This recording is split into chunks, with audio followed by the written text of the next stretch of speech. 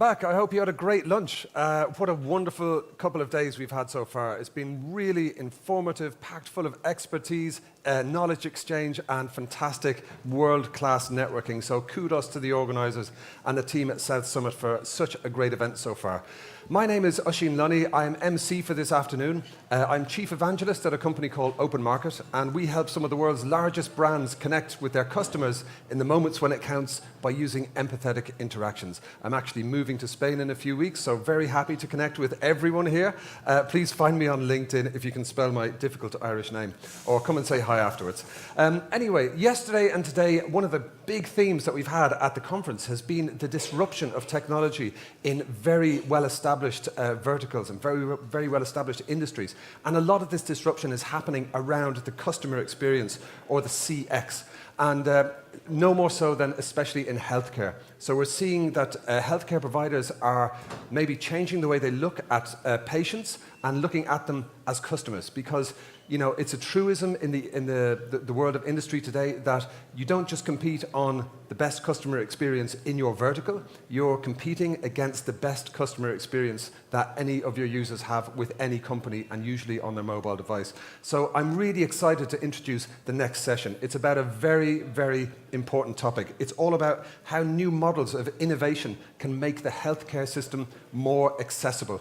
And we have a world-class panel of speakers lined up for you today. So please welcome, who's going to introduce all of his speakers, is Mr. Todd Morrow from NHI Corp Programme. And please give a big round of applause to all of the speakers. Thank you.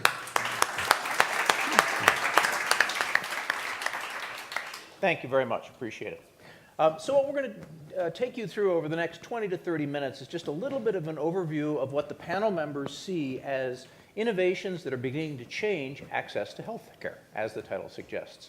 So I thought what we'd do is we'll introduce ourselves first. I'm going to ask each of the panel members to do that. I'll kick it off, and then I'll ask each to do it. And then we're going to talk a little bit about accessibility. What does accessibility mean? Because I think what you'll find is that depending on your position in the ecosystem, and we've got several different representatives here, which is great, the accessibility means something slightly different. And we'll take it there to some specifics of some of the things we see.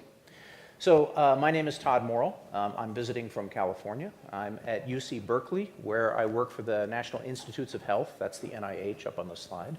And the National Science Foundation, essentially training professors of engineering and science and physicians on how to be more innovative and entrepreneurship. And I spend about half my time working with large corporations as well, doing similar sorts of innovation programs inside. Historically, I'm from the biomed industry, and I have had 4 startups, one of which we were happy with, one of which we don't know yet, 2 of which we were not so happy with. So sort of a typical startup record there. But I'd like to turn it over to Eduardo for an introduction, to introduce himself. I'm Eduardo Díaz. I work for Madrid Más Foundation. It's a foundation of the regional government of Madrid. I'm head of unit of the entrepreneurship unit. So we are helping entrepreneurs with science and technology-based projects to go ahead. We have different programs, a business angel network, and investors, also mentoring network, and some programs in the space, health sectors. So I'm very pleased to stay here with all of you. Thank you. Thank you, everyone. I'm Stefano Morin. I'm very pleased to be here. I work for Innojust Capital. We are a venture capital firm that started a few years ago, making investment into seed early stage company in 2 main areas. One is everything related to healthcare and medical devices, and the other one is digital, which is a very open definition. So we invest in different sectors. We tend to invest in company either in Italy or in Southern Europe and support those companies to really expand international. We have offices in Milan, Geneva, and San Francisco. Awesome. Great. Paz, please. Good afternoon. My name is Paz Alvarado. I work for Merck, the German Merck. I'm leading the digital innovation agenda for the Spanish franchise. A few words about Merck. Probably all of you know that we are a global company, science and technology company, developing solutions in the areas of healthcare, life science, and performance materials. But I'm not sure how many of you know that we are 350 years old. So that's quite a success, I guess. And behind that success, what we have is a big curiosity, and I would say also a long-term commitment to really improve the standard of life of our society. Hello, I'm Frederic Llordax. I used to be a doctor, and 10 years, I did what I was. Now I don't know what I am. let's say entrepreneur. 10 years ago, we started with two colleagues a company, something that's now a company called Doctoralia, where that it's a place, it's a marketplace where patients can find the right doctor and the time they want with the characteristics they want. So we try to help patients to reach doctors, and on the other side, we try to help doctors to get more patients in their private offices. That means that we merged 2 years ago with a Polish company that did more or less the same, Doc Planner, and now we as a group, last year we managed near 400 million unique users and about more than 9 million online appointments. That is more or less the size of Estonian market. Okay, so not bad. I think that probably we have succeeded on that. Our main areas or main markets are Latin America, because of the language, but also Eastern Europe and Italy, by the way. So, Frederic, how do you think, it sounds like that your main focus is accessibility, that is, you're really providing, so tell us a little bit about that. How is accessibility appeal to your customers? Well, why do they want it? No, they ask, the point is making things, everybody talks about this patient-centric theory that now everybody's on that. But the point is that we try to help the patient to choose by themselves going to the doctor. In the past, doctors were the ones that really gave access to medical offices, and this was what that means. That means that there were delays, that people waiting for things. Now there is a global trend. So if you don't want to ask to wait for a taxi, why should you wait for going to a doctor? No? And it's about that. And most of the technologies we have seen and you were hearing yesterday and all these days and that are around are based on that, on trying to, in my opinion, trying to increase accessibility, that is getting the best care you can get as soon as possible. Okay, thank you. Stefano, accessibility. Yeah. When you think about accessibility within healthcare, what does it mean to you? Well, of course, accessibility have many different meanings. For us, one of the interesting points is that it's really linked with the possibility to create a better diagnosis and better anticipate some diseases when they are coming. And so it really empower the patient to really control their own health and those reducing also the overall cost of the healthcare system. So, for example, one of the companies that we invested is a company that actually came from research from the MIT, which was totally different because it was related to the area of affective computing, which is the area of technology that is labeled that allows software to recognize your own emotion when you see some content. And then they used this technology and they developed some machine learning artificial intelligence tool to create a wearable that is able to detect and anticipate when an epilepsy attack is coming. So the idea is that, okay, I have the wearable and I can measure some specific parameters, but also I have all the technology that can really allow the patient to see if the next attack will come, and then, of course, increase a lot the efficiency and the possibility for the patient to control what is going on. No? So we think this is something that is really interesting. So is, of course, the accessibility of data, but also the possibility to give more power to the user to really create a better relationship with the care system. So in that specific case, do you see beneficiaries besides the epileptic himself? Yeah, of course, because then you make the overall system more efficient. So if you create more efficiency, then of course you can create the healthcare system able to solve the issue of many more patients, and so then you reduce the cost and you are able to improve the overall healthcare system efficiency. So there's societal benefits in addition to the specific personal benefit that the user might use. Okay. Path, from your position, how do you see accessibility within Merck? And can you relate it to what we just heard from the other two panelists? I would say that for us, accessibility is meeting the evolving needs of patients. I think today, and probably we all agree, that due to the longevity rates and the birth rate, we are facing an aging population and many people with long-term conditions and probably complex health needs.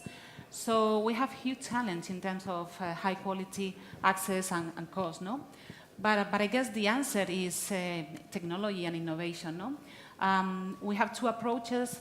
The first one is integrate the technology to look for efficiency, do things that we do today in a best way. But I would say that we need to move forward and we need to look for, to change the model, no?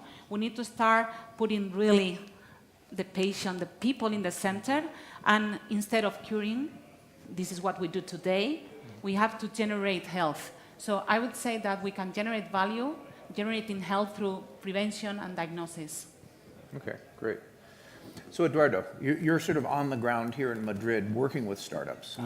Do you see an interest from your startup population in increasing accessibility to healthcare? Is that sort of the focus of some of your We companies? work a lot not only with startups but also with the innovation sources of these technologies. So we work a lot with hospitals, for example, with the health institutions.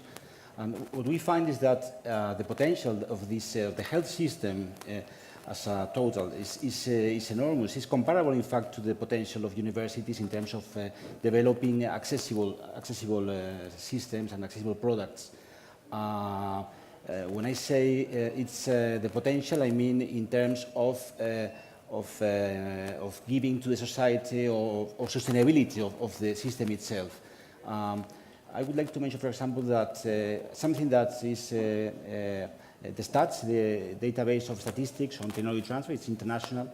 You will find that this potential is really similar in universities. The main difference is that what we find in universities, in hospitals or in health systems, is that all these, the collaborations, for example, between the professionals from hospitals, professionals from normally take place within the hospital or with other companies, and much less with, let's say, with ICT professionals or with other universities. So normally these innovations, these accessibility innovations, normally don't go beyond the center itself themselves. Just to mention, because you said what's accessibility for you, I would like to mention one example. For me, accessibility has a big relationship with personalized healthcare. And I would like to mention, we have many cases in Madrid Más D, but last week I was in a company we specialize in artificial intelligence and also in natural language processing, which has a very, very, really incredible system to read electronic records and to read the history of patients and help the health professionals to take much more personalized decisions. So it's really incredible, the future, that's ahead. So, Stefano, you must see a lot of companies coming through looking for investment, and you're aware of what's going on in the market. What do you see as some of the emerging technologies that will further increase access? Well, I think that, of course, there is a lot going on with everything that is related to the data, to the accessibility of data and how we manage those data. And from our perspective, we think that there are some aspects that are not developed and taken in the right spot yet. One is the fact that, we need to make those data really secure. This is something that, of course, is relevant for any kind of artificial intelligence or data application, but I think it's particularly relevant when we deal about health. No? So all that is related to make those solutions not just more accessible, but also more secure in terms of how we manage those data, I think this is something that could be really interesting and relevant in the future. And related to that also, if you think about it, everything that is somehow related to healthcare has a regulatory implication. No? So we have to think about, we are not just talking about consumer business. There is a lot of implication how we use those technology and artificial intelligence in terms of their regulatory implications. So the more we are able to create framework that are working, the better will be for the future of the solutions. So just picking on the topic of data security, which is obviously, as you said, a big deal, well, in everything, but in healthcare specifically. Is this something that you, for example, Dr. Lade, Frederick, that you see as an issue that you guys have to grapple with? And presumably for Merck, it's the same thing. Can you guys comment at all on what you see as the... Well, the security, we are at least in Europe, we are working with a very restrictive environment in terms of security of the data. That means that the regulator doesn't really understand what can be done with data. So even public initiatives here in Spain or in England have been pushed for the left-wing parties to be removed because of that, because they really don't understand how good could be to use this data in a more open way. So in my point of view, that maybe we are taking we're maybe carrying too much the data, and we should open it more to investigators, to companies, in order to try to do things. I always talk about the first big success of big data. That was when Pfizer had to retire a painkiller because in Kaiser Permanente realized with 1 million of medical files that there was a high number of deaths by heart problems. Vioxx or Bexar, whichever one it was. The Vioxx case. That was very relevant, but it was in 25, I guess. And I mean, 10 years ago. And since then, we should have learned a lot about all the things that are happening with drugs or even with interactions that really we have no idea. And they are in the medical records that already exist. So having a more open data pool would allow people to pull out these correlations earlier. Yeah, is sort of your point. Absolutely. And presumably that would apply to better diagnostics and to a whole bunch of other things as well. Okay, fair enough. Paf? Well, I think, as you mentioned, data is key. Without data, we cannot move forward. And like in any other aspect of innovation, regulation needs to adapt to the needs, no? I think we really need to understand how we are going to use the data. We need to tell people what is the reason and let them decide if they wanted to provide the data to keep improving. So for me, it's a matter of transparency and letting the people know how to use it and giving different levels of usage of the data. So you're suggesting transparency at the personal level. I decide I'm okay sharing my data. Yeah. Great. So does anyone want to talk a little bit about, so when people talk about data security, usually they're talking about locking it, not opening it. Yeah. So I think this is great. I mean, so we're talking about opening it, and I certainly understand the point. The counter argument, of course, is it's scary, you can find out things about me that I don't want you to, et cetera, et cetera. Any thoughts about how that would resonate within your particular ecosystem? The trade-offs there? Well, I mean, about the trade-off, I mean, as she mentioned, it has to be a personal choice. Yeah. And I'm sure that if you are a very sick person with a chronic disease or a probably lethal disease, you would give your data and whatever you want. Okay, so be just in order to have the chance to be lucky and to find a solution, or even in worst scenario, at least giving the opportunity to the people of the future to solve this problem. So I think that this should be a more individual choice. That maybe we have lost in Europe this path of individualism, and it's something that we should keep better. Okay. So remember that my job sitting up here is not to say anything, it's to get them to say things, right? And it's also keep you awake. Okay, so hold on for a minute. I'm going to say something that's going to irritate probably all four of them. Let's see where it goes, all right? So there's an example in the United States where through health records, the police were able to identify a criminal not because they had access to his health data, but because they had access to his family's health data. And they were able to therefore figure out who he was. And I can give you the specifics, I don't remember offhand. And it was something fairly serious, it was murder or something like that. And they tracked him down. So that's an example, I will suggest, of where my decision to open my health data affects my brother, or my sister, or my children, or my grandchildren. Any thoughts on that? I love the idea of personal choice. I think it's a great idea. What do you do to limit damage to other people? Eduardo, please go ahead. Well, that type of situation is very, very common. We find them when we support entrepreneurs. For me, entrepreneurship, going back to the first question, is probably the most interesting. Probably it's my profession and my passion, but it's probably the best way to bring innovations into the market. So the entrepreneurs that we support many times find this type of situations, and probably it's one of the main things why they don't go ahead, because they haven't thought enough about what's going to happen, what's going to think the population, the people, the users about my product in terms of confidentiality and all these things. So it's something that we take into account a lot in a program that we have. It's called Health Start Madrid Más D. We support projects from the hospitals and from their health system to find other professionals in technologists, also in the hospitals and entrepreneurs, and they bring together the ideas.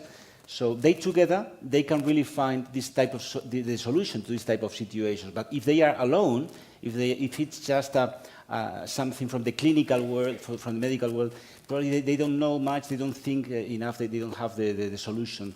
And well, that's why we think that multidisciplinarity is essential to bring these businesses to the market. So the problem I raise, you say it's just another problem to be solved by a smart startup. Yeah, I think so. I think that at the end of the day, like that, we have no.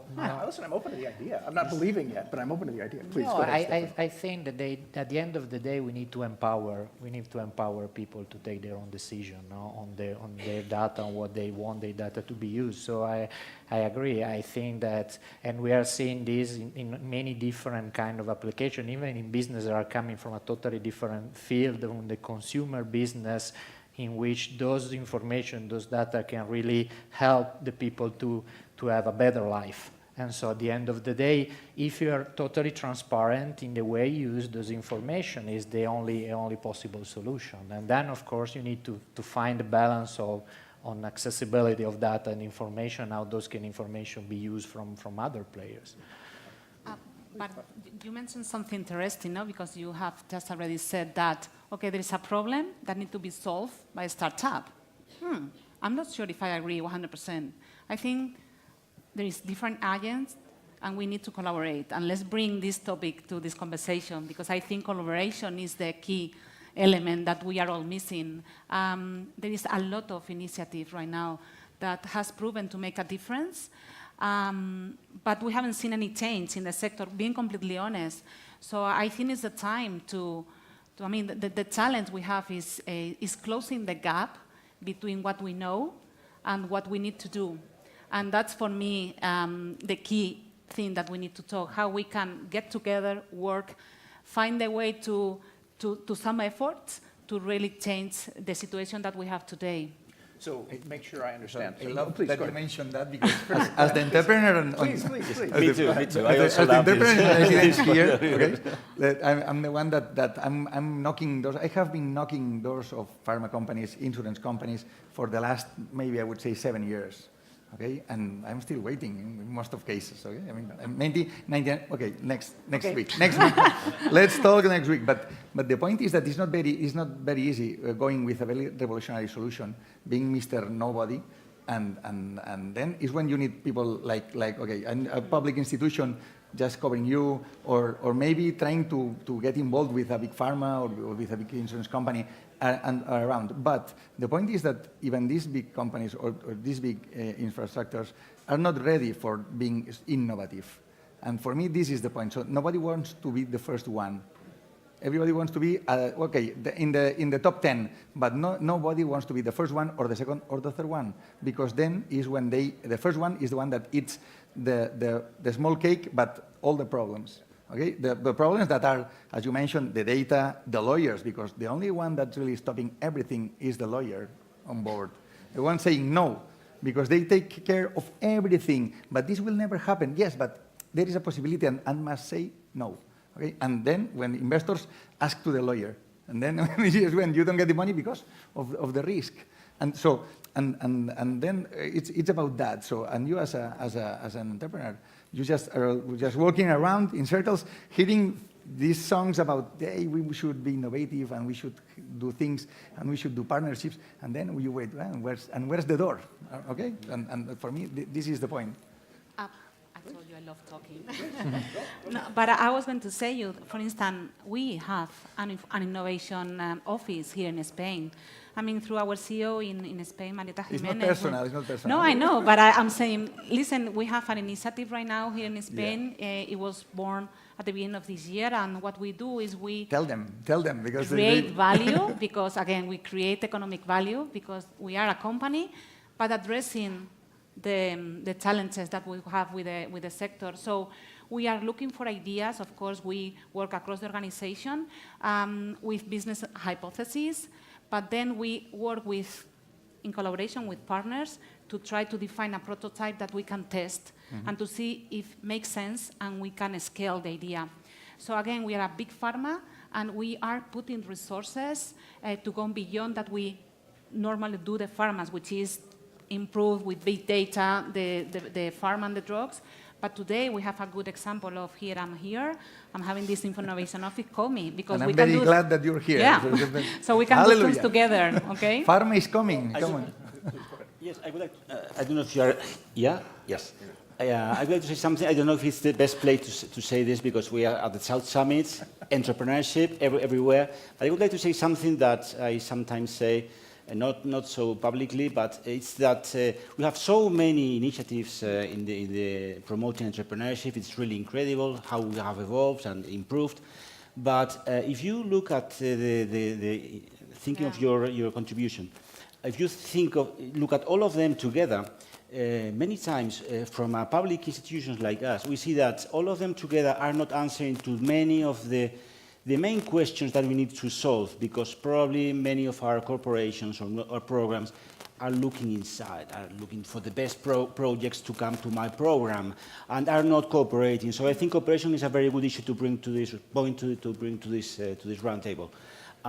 For us, in the health sector, it's essential to cooperate with the origin of these innovations, either technology-based firms, but also patents or clinical trials or observational studies, which are hospitals, mainly hospitals. So we are working a lot with ITEMAS. ITEMAS is the national network of innovation units at the hospitals. They are really incredible at identifying the best technologies in the hospitals.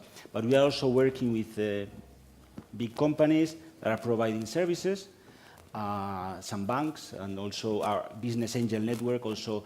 So I think that the role of public institutions in this case is really to try to do this that private institutions are not doing by themselves. So. And do you see that as bridging between the small and large private institutions, or it's a completely separate function? Yes, we bring all of them together to the same, and we select the best project with the most innovative and entrepreneurial potential, and then we give them support with training, mentoring, and also with some other services, some travel grants, and some others, some budget for developing prototypes, so that altogether the most mature teams and startups at the end, because we have the creation of 3 startups more or less every year, then they can go to our business angel network and to other investors that could also be participating in this competition. If I can ask for something, yes, I wish you could go and find the problems and then ask the startups or the entrepreneurs to come to see if they can solve them. Because then it's easier than, okay, I've got a startup and I put the label, a public label, and let's find an investor or not, and it depends on the results. So looking for solutions is much better than looking for big figures, in my opinion. Okay, so it's not about we have hundreds of startups, we have solved 10 solutions globally, so, or even only one solution having a global impact. It has to be good for everybody. Yes. Okay? I mentioned 3 startups per year because it's the final result, it's the creation of the startup. But we support 12 innovative projects every year, and many of them evolve in different ways. Are not creating startups, but are doing other types of technology transfer. So I agree with you. Yeah, I tend to agree to your point that I think if we are able to work in a more closer way with corporates and really understand the needs of the corporate, I think it's a better way to create those links that are stronger. Because one of the things is true that on one side maybe corporate is difficult to deal with startup, but it's also true that startups are not prepared yet to deal with corporates. No? So I think part of our job is really also to help them. So if we are able to get this feedback and this input and help those companies to be prepared to dialogue in the right way with the corporate, that will be much more efficient. Just adding to what you were saying, I think that the key piece is make sure that we have a common goal. Yeah. And this is something that most of the time is not working, no? Because you think you have a common goal, you think you have the purpose to solve, and you start working together, but you end up in different places. So my suggestion is, before you start doing anything, even start talking about technology, which for me is another problem. We talk about technology. Let's talk about the purpose. Let's make sure that we have a common goal, and there is trust, because innovating needs trust. So. Absolutely, absolutely. All right, so we're out of time, so let me just wrap it up with sort of a thought, and then Yeah. we'll take it from there. So you've heard sort of a diversity of opinions around some of the innovations that are driving accessibility in healthcare. And I think one of the themes that's come out pretty strongly is there needs to be perhaps more communication between sectors of the ecosystem. So you've got the startup world, you've got the investor world, which has sort of got its foot in the startup world, you've got the public world, which is trying to help the startup world, but then you've got the large companies who ultimately are going to be the recipient of a lot of this technology. I mean, some of the startups will become big, of course, but on average, and maybe those sectors need to work together better. Now, let me leave you with a more difficult thought. So, as we say in English, charity starts at home. So, what are the four of you going to do about trying to make that happen? Fortunately, we're out of time. No. What do we want to do? What we will do, or what we want to do? What we're going to do. What am I going to do with that? Well, I am, as myself, as an individual, I'm investing in companies. I'm creating startups. So And I very try. quickly, I'm sorry, because we're out of time. Enough? No, starting I was going to. Go ahead. Sorry? You're starting companies, you're being a startup. Yeah. What else? How are you going to work with these guys? No, I will offer them my companies and all my products and all my services, trying to adapt. So at the end of the day, is as she said, is matching and is understanding the needs and what we have and what should we have to match, and having as many help we have with that, better for everybody. Okay. Anyone else want to throw something in on the time we don't have? Just to make an example, we are investing in specific vertical program to work with corporate in some area that we are looking at, and this is maybe something that goes beyond what is our normal job, that is investing in startup, because we really think that if we are able to bring those competences and align with the goal and the objectives, then we will be much more efficient. For us, there is a value because we will do better investments, and at the end of the day, we will end up with taking the best of the knowledge of each of us to support innovations. Okay, good. Thank you. Collaboration always sounds good. It's hard to pull off. We're out of time. Thank you very much. Let's thank the panelists.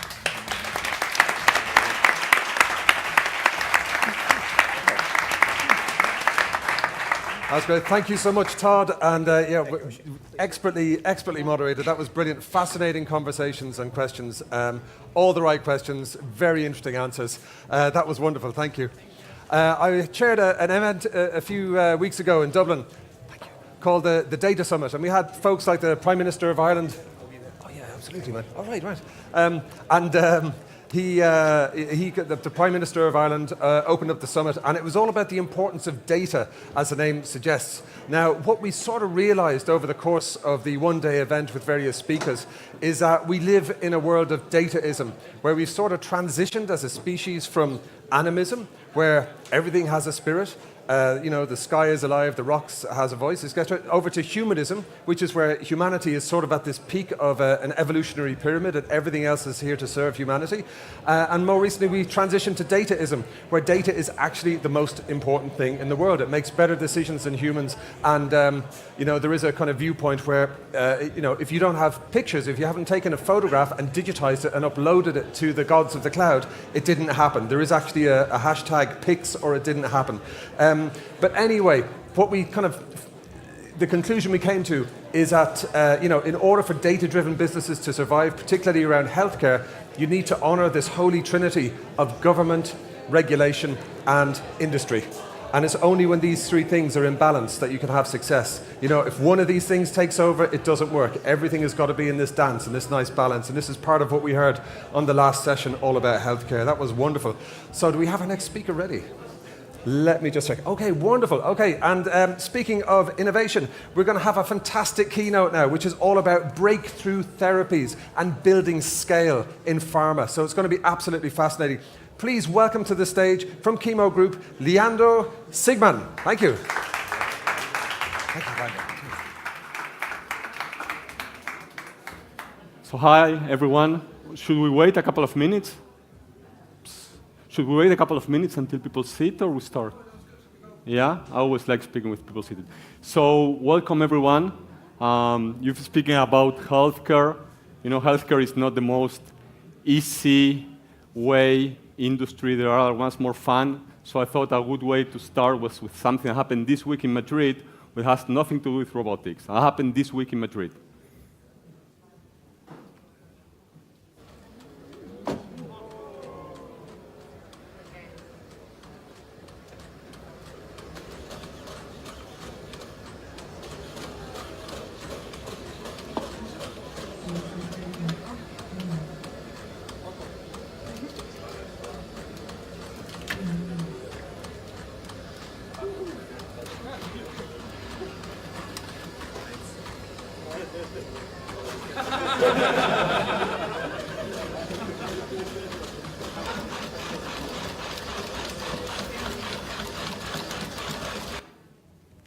So that's amazing, no? Those, I don't know, whatever monkeys or dogs, they seem real.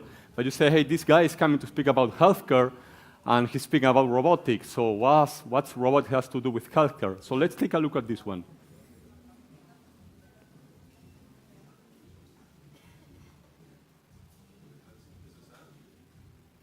No sound. I can speak if you want, meanwhile. Actually, this is a robot called Da Vinci that makes surgical procedures, okay? And the amazing here, I mean, it's a long video, I just made a short thing, but the amazing thing here, A, is precision, and B, as you can see, there might be a doctor sitting in Mumbai making a surgical procedure to a patient in San Pablo, okay? So this changed completely the paradigm of surgery. Today we can make long-distance surgery with precision, okay? By the way, who would be prepared to make a surgery with a robot? Raise your hand. Yeah, okay, that's not bad. That's not bad. I bet you the day before, I'm not so sure if we'll do it, but I think we will. So, you know, I think that it makes me an introduction to think what's happening in pharma and how much disruption is happening in pharma. You can see what technology brings is new sector, new business. Here you have a big number of examples.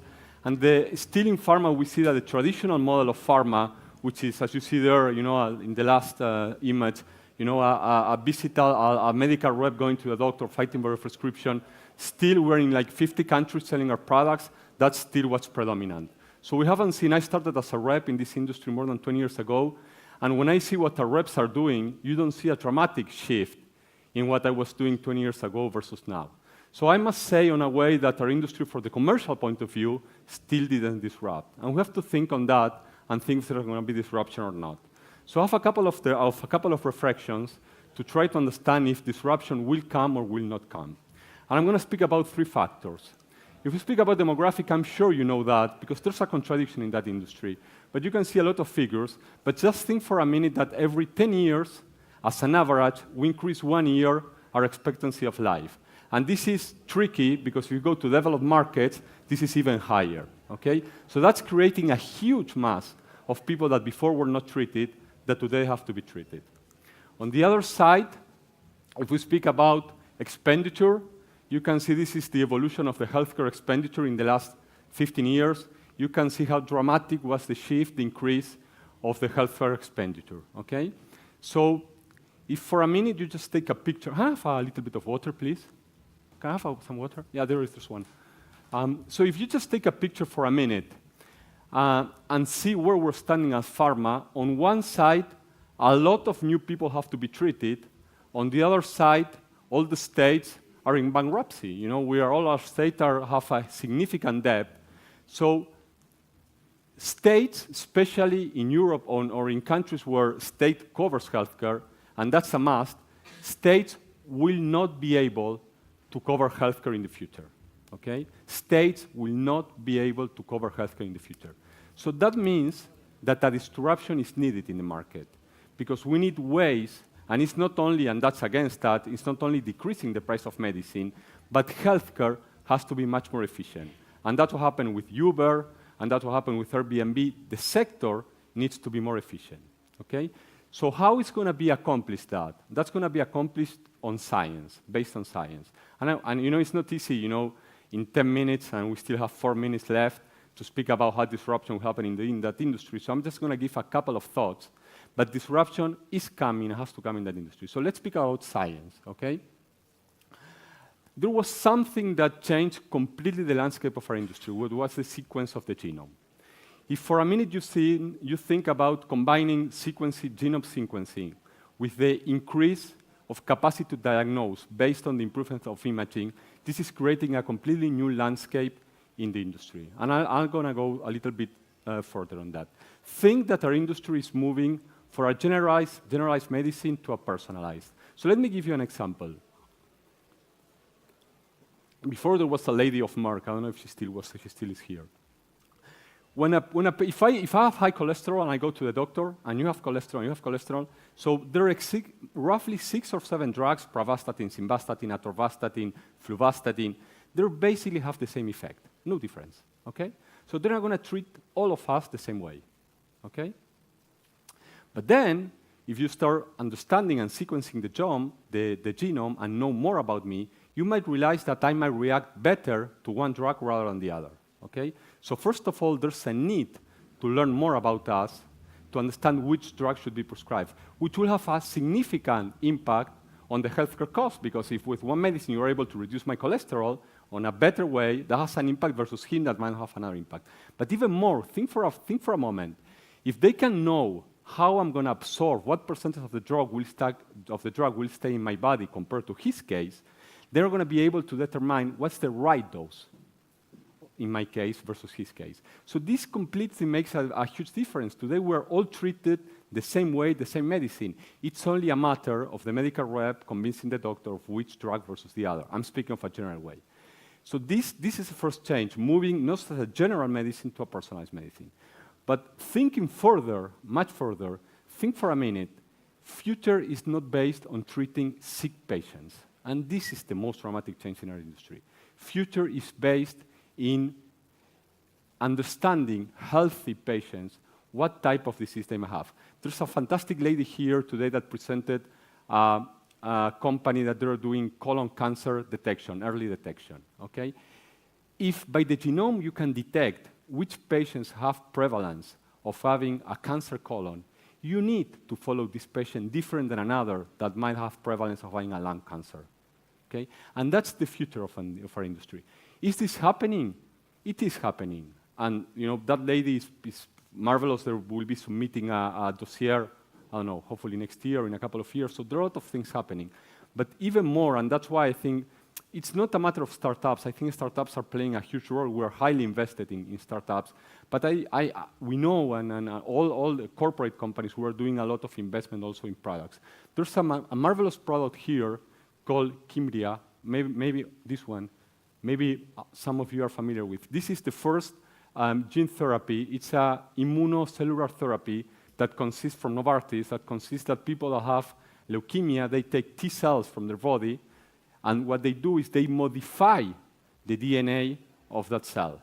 And once the DNA of the cell is modified, the cell is reintroduced in the body of the people, and therefore those healthy cells have the capacity to reproduce themselves and attack the cancer. Okay, so is it a pill? It's not. You know, they'll extract cells from patients, they're treated and reinserted. So, you know, the traditional way that pharma thought was, you know, let's develop pills, has a dramatic change. Okay, and you see a lot of people researching, but basically this reinforces the concept of a personalized medicine and a concept of following patients that might have disease but are not sick.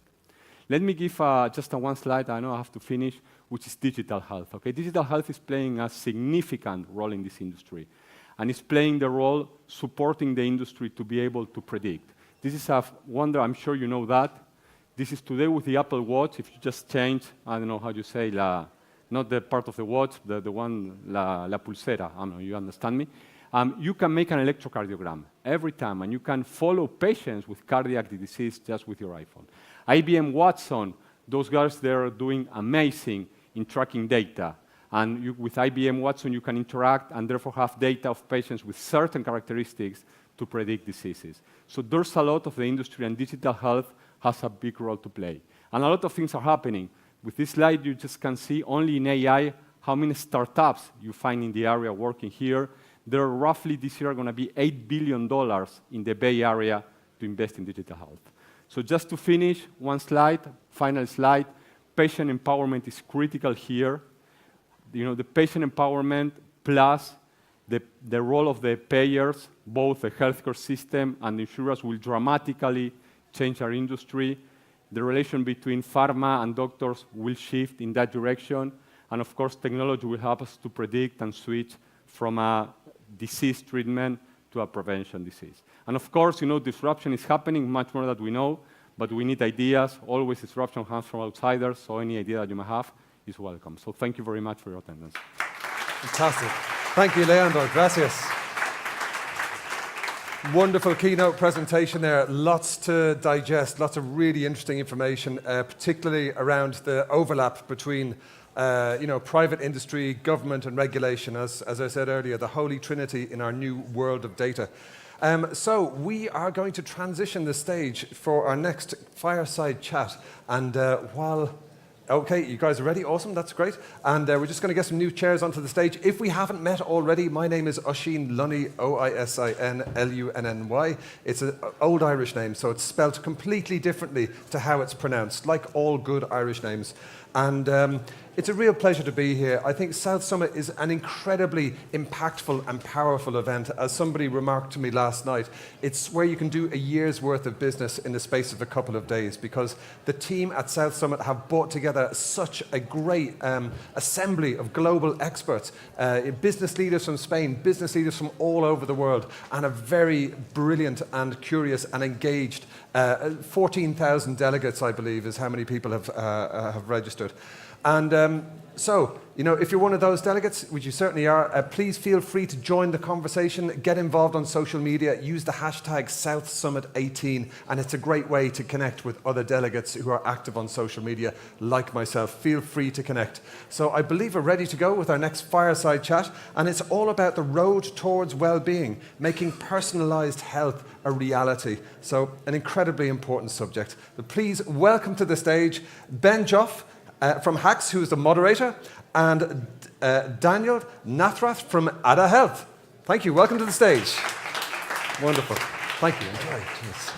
Hey. All right. So it's actually pretty cool because we have 30 minutes to ourselves, just two of us.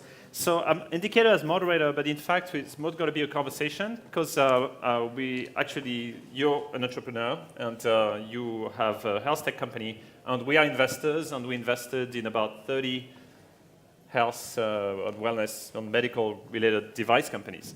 And that's kind of interesting. We're just following the pharma guy because in a way, we're kind of putting a bit of pressure on the pharma people, each in our own way. So maybe, Daniel, why don't you tell us more about what Ada is doing? Sure. So Ada is what we call the world's personal health guide. The idea is that we give you an app that you can have a conversation with that's very much like a conversation with your trusted family doctor. Mm-hmm. Basically, you open the app, you tell it what problem you're having, and then it'll ask you a series of questions, and then it'll give you an idea of what condition is causing your symptoms and what should be the next steps that you should take to address it. Okay. So basically replacing the good old Googling your symptoms. So it's kind of a chatbot for medical diagnostic. Yes, that's part of what we do. We've actually been around for 7 years, and we spent the first 5 years developing a decision support system for doctors. So the patient version that we launched just under 2 years ago is actually only sort of the tip of the iceberg of the technology that we've built. But ever since we put out the patient version, it's getting used a lot more than when we were talking to doctors alone. We launched it just over a year and a half ago, and it did become the #1 medical app in 140 countries. And now every 2 seconds, someone somewhere in the world is entering a new case in Ada. That's pretty cool. So I'll tell you quickly about what we do. So Hacks is a branch of a fund called SOSV, which is an international fund of 400 million under management. Hacks is the hardware branch. We have offices in Shenzhen, China, to build things, and in Silicon Valley. And we've done, in the past 6 years, about 200 investments in our hardware. So we invest at the prototype stage. The first check is about $100,000. We follow on in seed on Series A. And our specialty is actually to take startup at very early stage so that they can iterate on their prototype a lot faster thanks to the Shenzhen ecosystem and supply chain and our team based there. And actually what's really interesting is that about 6 years ago, 5-6 years ago when we started, we were doing a lot of consumer gadgets. And about 3 years ago, we started to see a lot more medical devices and wellness devices come to us. And that was just right about the time where like Fitbit was everywhere in the media. They hadn't IPO'd yet. And we're wondering, is there really something to do with devices and health? Or is everything done already now that we know the number of steps we take every day? Obviously, there was some more room. And since then, we've invested in companies doing a lot of things ranging from diagnostics. So like we invested in, I think, 4 blood testing companies. So you might wonder, why would you do like 4 different blood testing companies? Well, one is doing optical imaging analysis, so they can recognize pathogens in the blood. Another one is testing the blood type, which is really important in case of emergencies. Otherwise, you always end up using the universal donor blood. And so there's actually a lot to do with diagnostics. And more recently, we've seen also companies that don't just diagnose, but also give you some feedback, immediate feedback, so that you can actually do something or sometimes actually act on your body to help you heal. So one of them is a Swedish company called Flow Neuroscience, which is a device you put on your head that does brain stimulation to treat depression. So antidepressants, pretty big market for pharma, and now you have a device that in 10 minutes can pretty much give you the same effect without the side effects. So that's why I was saying the pharma guys might start to feel a bit of a change on the market. So what I find interesting in here is that we do devices that obviously have some software components and machine learning and sometimes some form of AI. And you guys are pure software guys, and you probably were doing kind of AI-related, machine learning-related things even before it was sexy, right? That's true. When we started out 7 years ago, a lot of my friends asked me, and probably this went on till like a year ago or so. They never understood what I was working on. To be fair, the first few years I didn't either. But so I think there's clearly a shift in sort of the perception in the industry, but also in the wider population in terms of sort of more awareness of all these tools to sort of manage your own health. I think the basic need to find out what's wrong with you has always been there. Ever since not just your mom, right? You need data now. Ever since Google things like that came up, I think 9 out of 10 people. Who Googles themselves before they go to the doctor? Probably most people in the room, right? Sure. Yeah. So. Only him. Or sometimes when you come back from the doctor and you have this uneasy feeling, something wasn't great. So once we put it in the hands of patients, and this is sort of where this personalized health aspect comes in, it really made a shift. And what we see with the devices that you mentioned, I think is very complementary to what we do. Doctors nowadays still, and I think many people don't know this, but more than 80% of all diagnoses are made purely based on patient history. So basically the same thing that ADA does, asking questions and then coming to a conclusion. But I think there's so many possibilities with all these devices, and we will see some winners that will emerge that more people will use.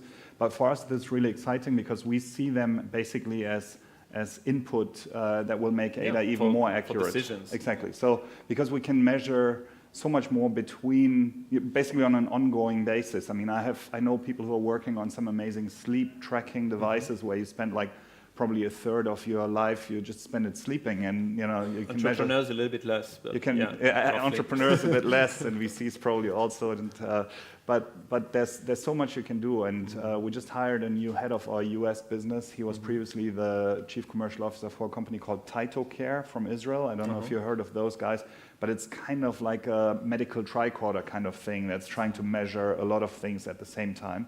And we're always very interested in integrating all that data and using it. Yeah, the challenge is really how do you collect the data, and that's where devices are actually really necessary, because how do you connect with the physical world if you don't have any physical component? So I just a kind of just quick survey. Who had a health check this year? Raise your hand. Health check this year. Okay, so everyone else, your data is more than a year old, right? So actually, I didn't think too much about this, and then because I feel pretty healthy in general. But this summer I was in the Philippines visiting a friend, and he told me, "Oh, let's go to an island." I was like, "Okay, great, let's go to an island." They said, "Oh, sorry, the plane is not available. Let's go to a clinic instead." I was like, "What?" He said, "Yeah, it's good to do health checks." So he took me to a shopping mall in Manila, and there were 2 clinics in the shopping mall. And I said, "You can just show up?" He said, "Yeah, you just show up." And then what? He said, "Well, you choose your test. There's a menu." I was like, "Okay." So choose your test. So, well, I don't know. Yeah, cholesterol, why not? Never tried that. Okay, fertility, yeah, maybe. Blood test, yeah, sure. And like ultrasound, yeah, let's take that. STDs for sure, yeah. So took a bunch of things on the menu, and within a few hours, with $200, I had finally kind of baseline data that I never had before. And my friend convinced me that it was actually worth having some baseline when you're healthy, so that at the time you don't feel too well, you can check on.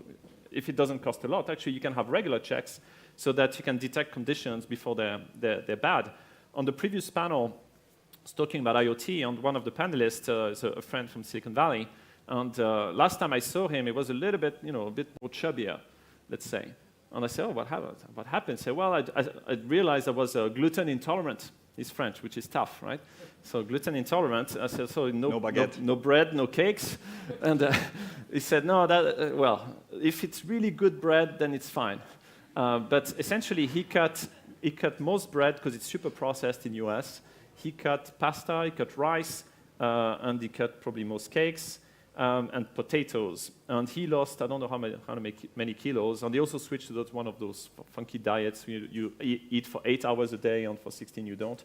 So that's actually, he also told me that the reason that he did that is because he went for a health check, and they told me he's basically pre-diabetic, and if he doesn't change his habits, a year later he's going to be diabetic. And now he's not even pre-diabetic anymore. He's fine. So that's kind of leads me to another thing, and maybe kind of anticipating a little bit, is that one thing we kind of discovered through all those investments is that you can have all the data you want, you can have all the devices you want. The biggest problem, or the biggest contributor to health problems is behavior. It's the hardest thing to change. So I don't know if with your software you have things to kind of tackle that. So in its kind of small way, Fitbit is trying to do that, but giving you buzzers and giving you rewards and kind of reminding you of stuff. But how do you guys deal with that? Yeah, so the interesting thing about ADA is that people use it really when they already feel sick, usually, in the current form. Maybe not too sick. Yeah, well, they can still change something. Exactly. So that's usually when a lot of people, myself included, really need a wake-up call, basically.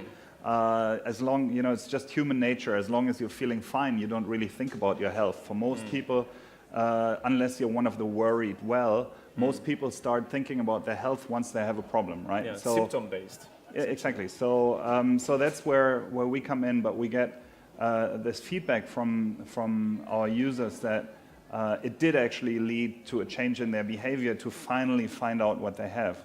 So having at least some information about whether or not they have a condition and what they could do.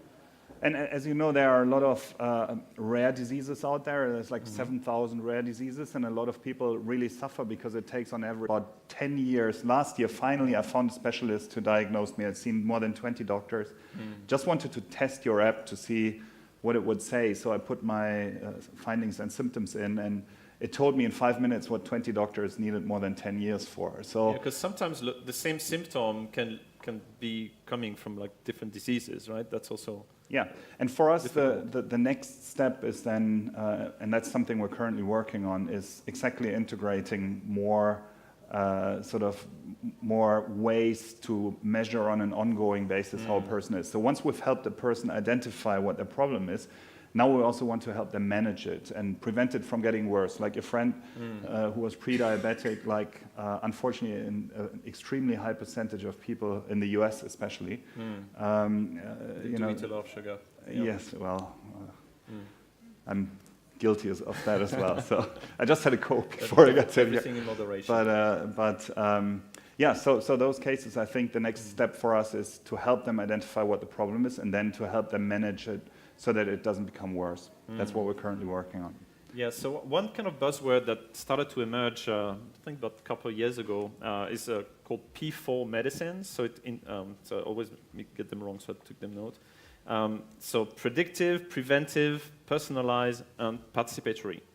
So predictive is to see it coming. Preventive is to prevent it from happening. Personalized because we're all different and same symptom could be a different condition, and the same treatment could not fit different people, same dosage. And the participatory is also an interesting aspect that if you collect data from many people and you share your data, then it can actually help improve the therapies themselves. One of my colleagues actually had a really kind of stroke of insight when he said, in the future, it's possible that donating your data might be more valuable than donating an organ because it will benefit many more people. So there's a lot of discussion around sharing data and whether or not that's a good thing. Like, what do you guys think about that? Yeah, so our philosophy is that the data is always obviously owned by the user. So only the user decides whom they want to share it with. But we do ask the user for permission to contact them, for instance, if their data, for instance, matches a clinical trial where someone is trying to advance medical research, then we ask them for permission if we can then contact them again and present the opportunity to the user, and then they can opt in. So it's like a double opt-in that we give the user. Do you aggregate data to have like some stats? Because now you have a lot of users. So are there things that came out of the data or in terms of what kind of conditions, or what kind of treatment, what's emerging, what's evolving? Like, yeah, have you figured out things from aggregate data, anonymized data? Absolutely. We can learn a lot from the data, and I think we're just at the beginning of that. Now we have about 5 million users. We're quite sure that by 2020 we will have at least 100 million users. And obviously this is a lot of data that comes in all the time, and we can see certain trends. We had an issue where there was an outbreak, I think, of Lassa fever in a country in Africa where we had a lot of users, but we actually didn't have Lassa fever modeled in our database yet as a disease. But we modeled it and ran it sort of retrospectively against the cases that had come in during that time. And we clearly see a spike. So there's so much work to be done. We work from the new, like the type of people who reported things, you could figure out which were the symptoms and associate it with a disease. Yes, I mean, and there are a lot of things we can learn. For instance, I didn't know that, I wouldn't have expected such a high percentage of mental health cases as we have. Almost 1 out of 3 cases that we have has at least some mental health component to it, and we can clearly see the differences in prevalence and incidence from different regions in the world. The app, as I said, it became the #1 app in 140 countries, and in Africa, where we have a lot of users, or in India, you obviously see different diseases in the top ranking compared to, let's say, Spain or Germany or something like that. And the more data we can collect, the more we can learn, the more we can refine the model. So it's really, it's kind of a thing where just by using it, you're helping others already. So if I don't achieve anything else today, download Ada, it's in the App Store. And it's available in Spanish, English, German, Portuguese, and French as of right now. We're working on Mandarin and Hindi and Arabic, so a lot of people can use it. One thing I noticed in the previous presentation was kind of on a quick data point on the slide is the spending on healthcare. And I think the presenter was saying, oh, look at how much it's growing. But at the very end, it's actually kind of tapering off. And I heard already a couple of times that maybe what we're spending on healthcare is already maxed out. We can't spend more. And now what's interesting is to see the shift from basically symptom-based reactive medicine to shifting those budgets to prevention. For that, actually, the most motivated are not pharma companies, are not hospitals, even though they are sometimes hospitals, but governments and insurers are actually really interested in prevention, because insurers, they make money when they don't need to cover any expense. So they're really motivated to keep you healthy, actually. Yeah. So have you had discussions with insurers related to your business? Yeah, of course, a lot. So we're working with payers in general, which could be governments, insurers, sometimes employers, like in the US. and with health systems, and we're getting approached a lot by those players from all over the world. In Germany, we're working with some of the largest health insurers, as well as in other countries and with the NHS.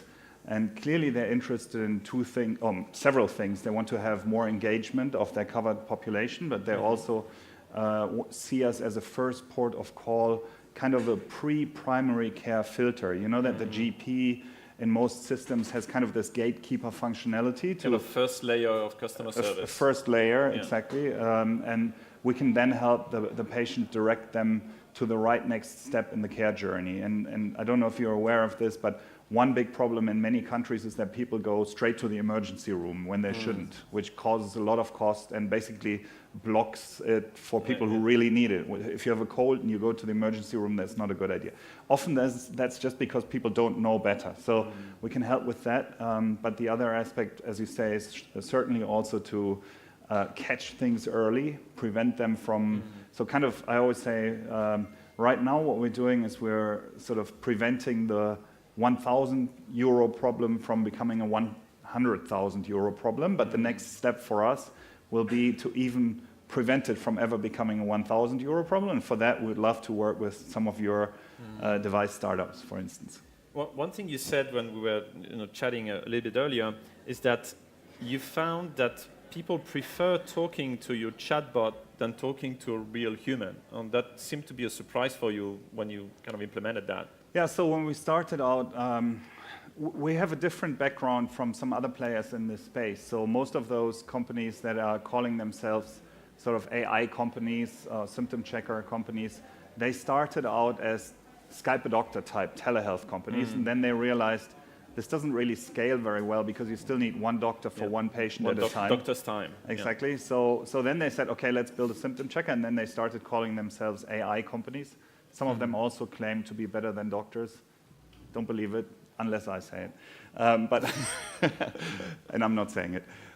Sorry, yes. So what we realized, we also thought in the beginning we should offer the user the opportunity to speak with a human doctor at the end of the automated assessment. So we offered that in the UK. But what we saw was that the conversion rate was extremely low. And when we sort of asked the net promoter score type questions, the satisfaction with the automated ADA assessment was actually a lot higher than with the talking to a doctor, even though they were good doctors and everything was fine. But what we see is, especially for certain conditions like mental health or sexual health, and then especially in certain parts of the world, like in the Arab world, people are just more comfortable initially talking to a bot.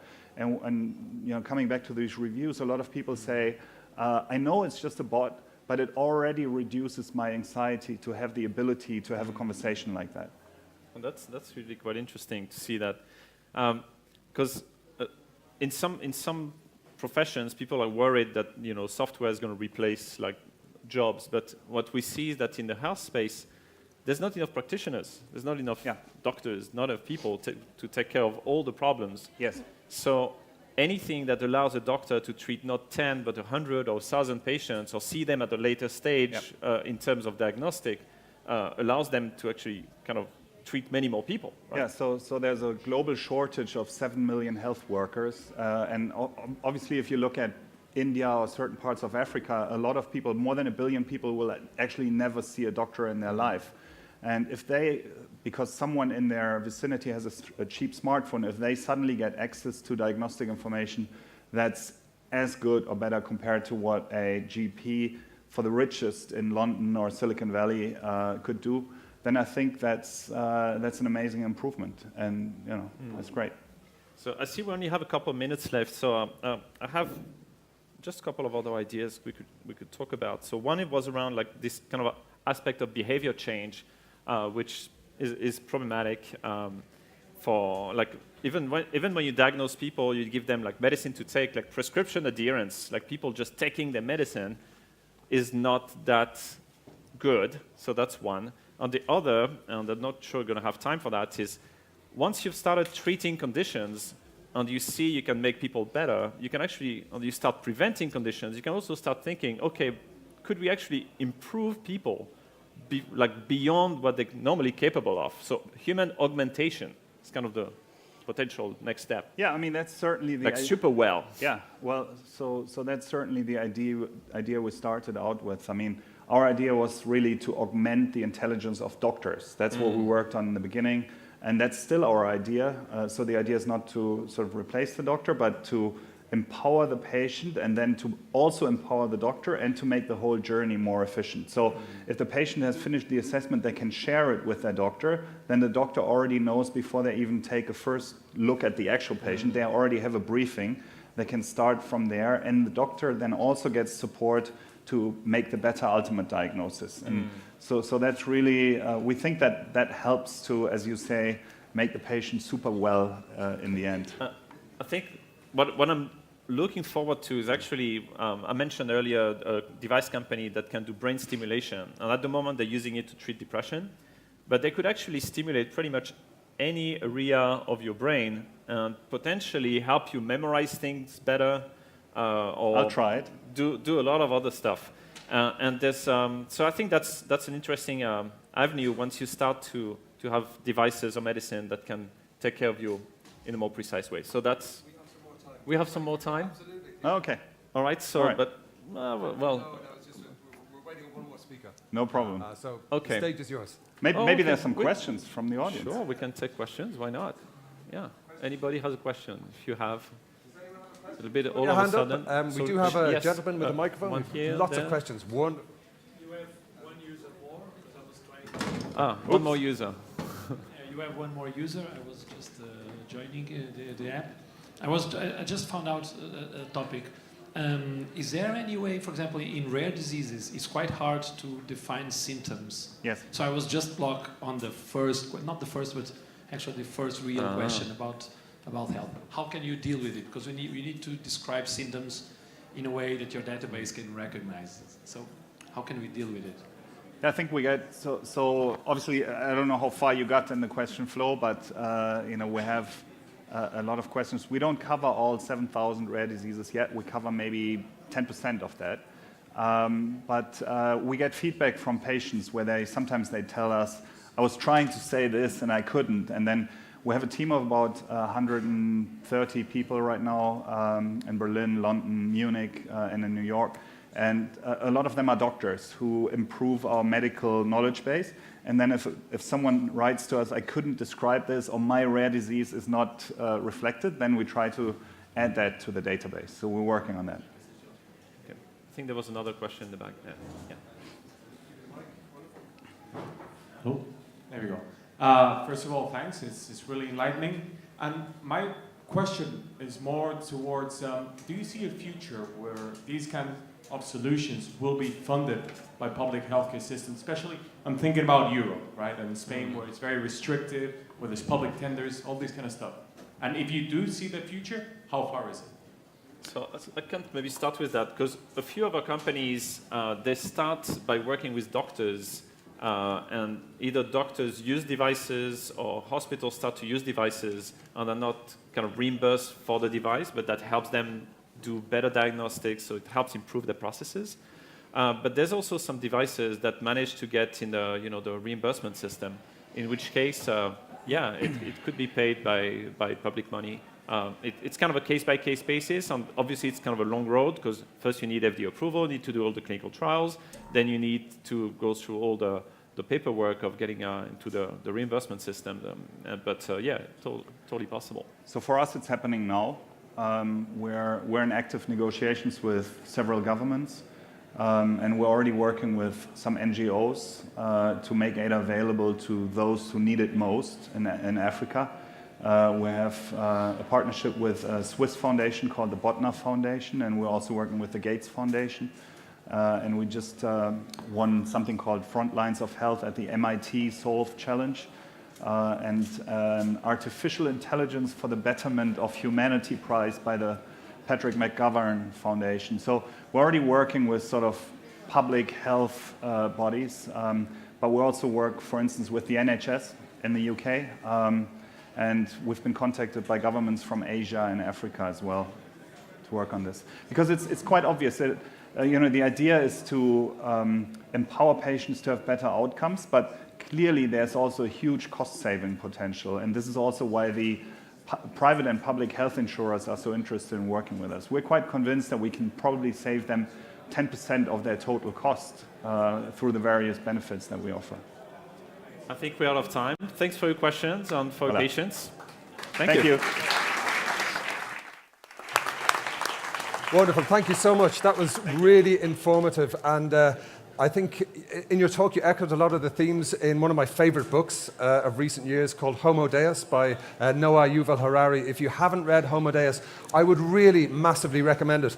Now, we have a lot of people who want to come in for this session. So if you're sitting and you have seats next to you, if you could move into the middle. If you'd like to stay for the next session, please move into the middle so all of these new people can come in and join you without stepping on your feet and knocking over your coffee or your beer. So yeah, let's just reconfigure the room a little bit. Let some of the people who are at the back come in, and this is going to be a really, really sensational session. We're just going to wait for some chairs to come up onto the stage. So if we haven't met before, my name is Oisin Lunny. I'm a freelance event host and chief evangelist at Open Market. I also write a bit about music for Phoenix Magazine and Forbes and write about mobile tech. If we're not connected already, please let's connect. Find me anywhere and I will send you a free mixtape. I'm not kidding. So are we going to have some chairs on the stage for our next... No chairs? Okay. Awesome. Fantastic.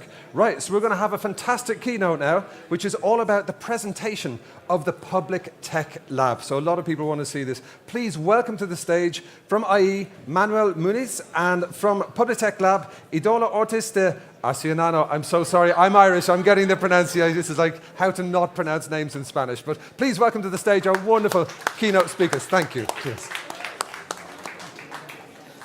Working? Yeah. So my name is Manuel Muniz. I'm the Dean of the School of Global and Public Affairs at IE, and I'm delighted to be with you today. I just flew in from the States. I was in New York at the UN, where we've been launching a partnership with the UN on the 2030 agenda, and I'll tell you why this is significant and why we wanted to have the Public Tech Lab launched within the school. And the reason is the following. You know, if you look at trends of change over the last 200, 300, 400 years, what you see is linear change along many dimensions. So whether it's world population or GDP or the production of data. And then about 150, 200 years ago, these measures skyrocket. So we live in an exponentially changing world.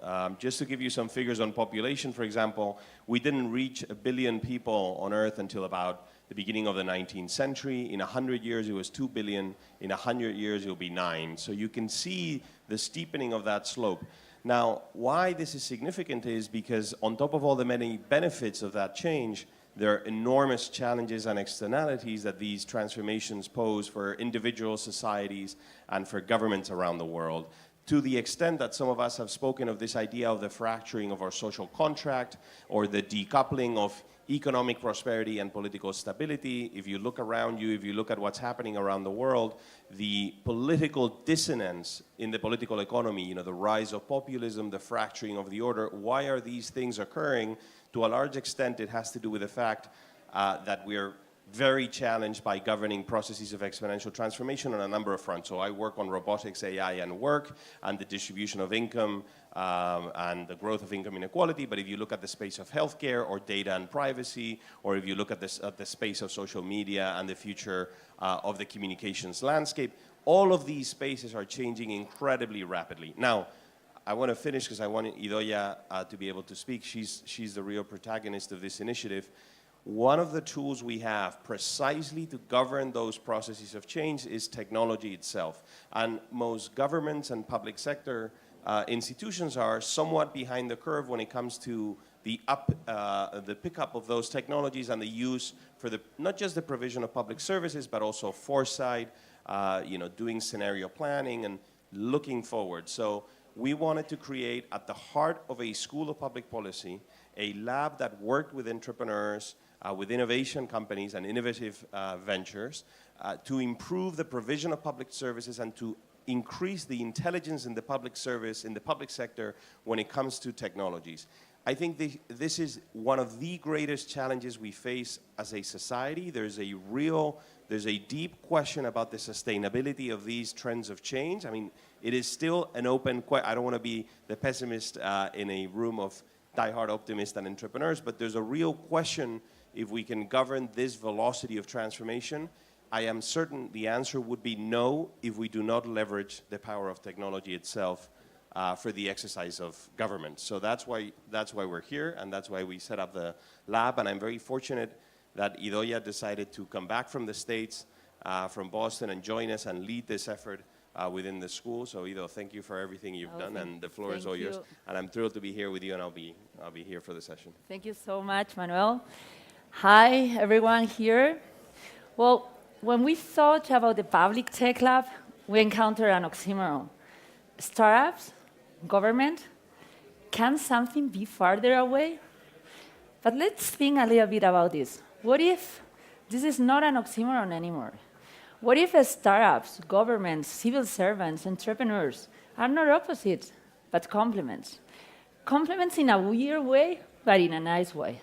I know governments can be huge barriers for innovation, but also huge opportunities.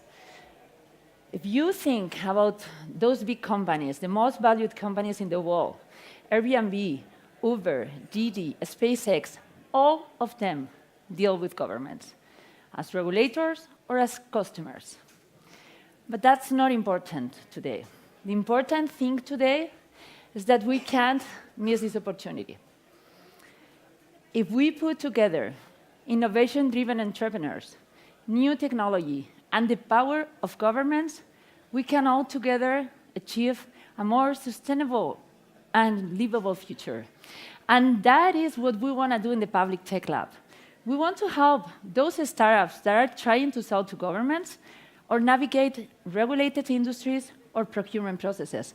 But also, we want to help those public institutions, governments that are trying hard to attract that innovation and to promote the public digital transformation. We are launching today, and we know that we have a huge challenge ahead. And we also know that we can't do it alone. That's why we want to ask you to join us, to come with us, to think about innovative ways to improve this public digital transformation, to help those startups to innovate with the public sector. So, let's start. We are going to start today working with you all, because we have a great agenda and a great set of speakers, starting with our keynote speaker, Paul Meissner. He's the VP of Global Innovation Policy and Communications from Amazon. He's going to talk about how Amazon innovates. We need to learn about this. Also, we are going to have two panels here. First one about digital transformation, and the other one about how entrepreneurs are already making their way with governments. Thank you so much. Thank you for being here today. I can see a lot of familiar faces. Thank you so much. Again, I invite you to join us in this new adventure that starts today here, the new Public Tech Lab. So let's start. Please, Paul Meissner, a big applause. Thank you so much. Thank you. Thanks very much, Idoia. That was great, and you are doing very important work, and we all are, as citizens of the world, we're grateful for it, so thank you. I've been asked to talk a little bit about innovation at Amazon, how we think about it, how we go about it. But in fact, Daniel probably should be here to tell me how unhealthy this is, but I won't open it yet. I want to start by saying, though, I've worked for a lot of large organizations, large enterprises. One is Intel Corporation, the chip maker. But I've also worked for the United States Department of Commerce. I've spent a lot of time in Geneva working with the United Nations subgroup, the International Telecommunication Union. I spent some time at the National Aeronautics and Space Administration, the U.S. Space Agency, and then most recently was Chief of Staff to a commissioner of the Federal Communications Commission. So a lot of public sector experience. So I think I can appreciate, and I certainly am grateful for all the service that you provide the citizens of our different countries and of the world. You face challenges that Amazon does not face. You have constraints that Amazon does not have. And so I understand, I completely do, and I'm very grateful for your interest in trying to apply technology to your jobs, to your roles on the behalf of citizens of the world. And we'll talk a little bit about that. Now, so these are large organizations that I've worked for, but I've only worked for one startup, exactly one startup, and that's Amazon. When I joined Amazon 19 years ago, we very much were in startup mode company-wide. It was not profitable for several years afterwards. My mom really wondered what I was doing, going to work for a company that made no money. And obviously, over the past 19 years or so, the scope and scale of the company have changed. But I will tell you that internally to the company, the way we think about things, the way we go about our business, and the way that we innovate has not changed dramatically. It's changed barely. We still think of ourselves as a startup, a startup with 500,000 employees. It just happens to be larger, but it isn't different qualitatively. And so the way we maintain the startup culture internal to Amazon is not accidental. It's very purposeful. We do things very deliberately. And so it might be thought that this is just a process-based company.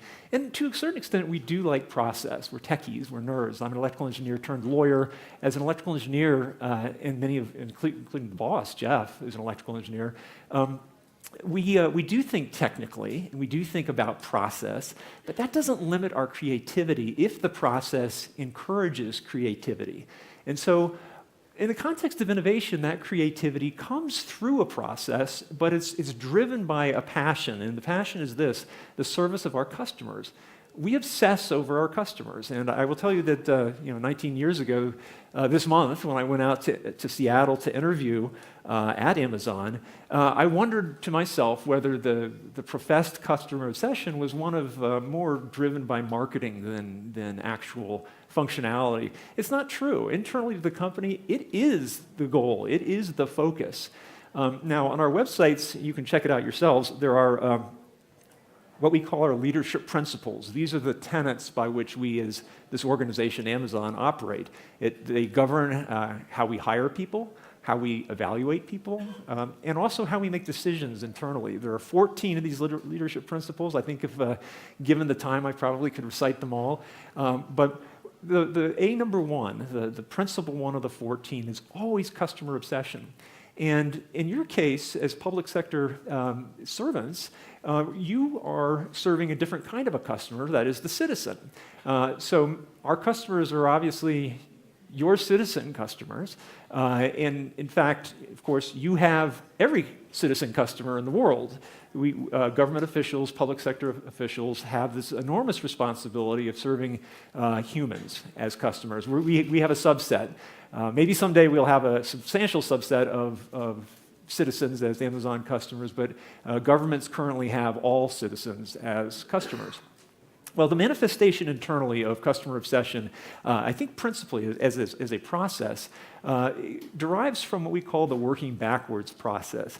And the idea is this: if today we have an idea for a new product or service that we want to offer our customers, in your case, citizens, today we'll actually write a press release designed to be released with the new product or service 2 months from now, 6 months from now, 2 years, 5 years from now. But today we'll write it. Well, what does this do for you? First of all, by writing it down, you've committed yourself. You're holding yourself accountable because, how many times have we made a decision to do something and then it turns out a couple months later it was a little bit hard and, well, did we really mean that? Let's do something else that's easier. No. By writing it down, you're committing yourself to seeing this through and actually delivering that press release in the product or service that it's announcing. The second thing it does for you is it's written in customer terms. What's in it for her? It's not all the hard things that we need to do to figure out how to build or design something. It's not that. It's what does she get out of it? What does she care about? It's written in customer language, and therefore that means that how we get to the point of the what, how we deliver that product or service to a customer is a lot less important than we do it. We actually deliver the what, the product or service. And the third thing it does for you by writing out this press release in advance is a little bit more sublime, but here's the idea. If you write a press release today and you know you're not going to send it out for many months or maybe years in the future, you're writing it today, you're admitting to yourself that today it's impossible. Because if it were possible today, you'd write the release and send it out in the morning or next week.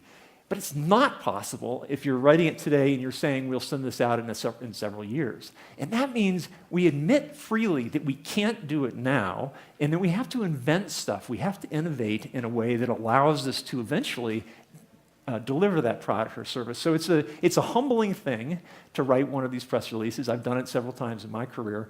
And when you do it, it can be daunting. You're basically saying, gosh, I have to invent stuff. There's impossible things that I need to somehow overcome. That's scary. But the cool thing, though, is it gives you that goal. That goal is there, and you're going to figure out how to invent your way to that new product or service. One of the more interesting ones that I've been involved with is a product or service that has not yet been released, and the simple reason is because it's still in development, but you may have heard of it. This is a future drone delivery service called Amazon Prime Air, and I was part of the team that, it was like a team of 5 or 6 people who wrote this press release a few years ago, and the core of the press release is customer can receive a product within 30 minutes of placing an order. That's it. I mean, there's a little bit more detail on what we wrote, but that's the nub of it. It's not even very interesting, except that we know that this is a real customer need. We get the fact that our customers have to make buying choices sometimes, and delivery speed is important. Say you're, say your granddaughter is visiting, and she's on the floor with you, and she's got a little electric truck that she's running around, and you're playing with her, and the batteries die, and you don't have any more batteries. Well, what are your choices? If you place an order online, hopefully you can get it sometime that day. That's the best case scenario. But more likely you think, well, why don't I get into the automobile and drive to a store? But then you've had to put the code on her. You've got to get dressed all up, and you put her in the car, and you drive to the store. The moment is lost. That moment in time that you were playing with your granddaughter on the floor is gone. And you've got your batteries now, but kind of so what? Maybe the next time she visits, you can try it again. But why not just simply place an order and say, I need batteries quick, and a drone delivers it in 14, 15 minutes. The moment's not lost. You never had to bundle her up, take her out, go through all that inconvenience, and there are the batteries. And so that was the customer need that we were facing. And it turns out that doing that on the surface of Earth is really hard. And here in Madrid, you know something about traffic. It is true that even sort of bicycle messengers or motorcycle delivery, it's just not reliable under 30 minutes. But unmanned aerial vehicles, drones, aerial drones, are. And so we set out that goal of the delivery within 30 minutes of an order, and then how we do it, well, it turns out that's really, really hard to do. And so when I joined Amazon 19 years ago, I had no idea that we would be sitting around designing propellers, but we are. We're actually designing propellers. Who knew? The reason why, by the way, is because if you've ever been in a propeller airplane, you know that the propellers are sort of oriented horizontally, and you fly like this through the air. Well, every time you're flying through the air, this is undisturbed air. It's not turbulence, then the propeller is going through undisturbed air. But in contrast, a vertical takeoff and landing device like a drone using propellers is almost by definition always in turbulent air because it's creating the turbulence, and that's where the propellers are. So it makes them loud. Designing a quiet propeller has never been a real goal of engineers because there are so few helicopters, for example, and they're big things and they fly very high. But designing drones that are quiet is a major goal of ours, and so we have people designing propellers. There's all sorts of other things going into things like more efficient batteries, more intelligent systems. In fact, as it turns out, with drone deliveries, getting from a warehouse with that package of batteries to your apartment complex or your home, whatever, is fairly easy. Navigating is easy. The challenges involve things like avoiding obstacles like trees and buildings. You don't want to run into those things. And those are actually fairly easy to map out and to be aware of in a system. But geese, for example, birds, are not in a system. You don't know where they are. They don't tell you where they're going. They're not electronic at all, and so you still have to be able to see them and avoid them. It turns out to be very difficult to do. And then when you go to, when you get to a customer's location, you have to figure out what to do, and it's not you that's figuring it out. It's not you, a human being. It's the drone itself. It has to be entirely autonomous. And so when it gets to a delivery point, it has to assess what's going on the ground below it and figure out where and how to land, or whether to land even. So if there's sort of movement that's detectable by sensors, movement's easy to detect, right? By any sensor can do that. But determining what that movement is a big question. If it just happens to be a bush that's kind of gently swaying in the breeze, that's fine, land next to it.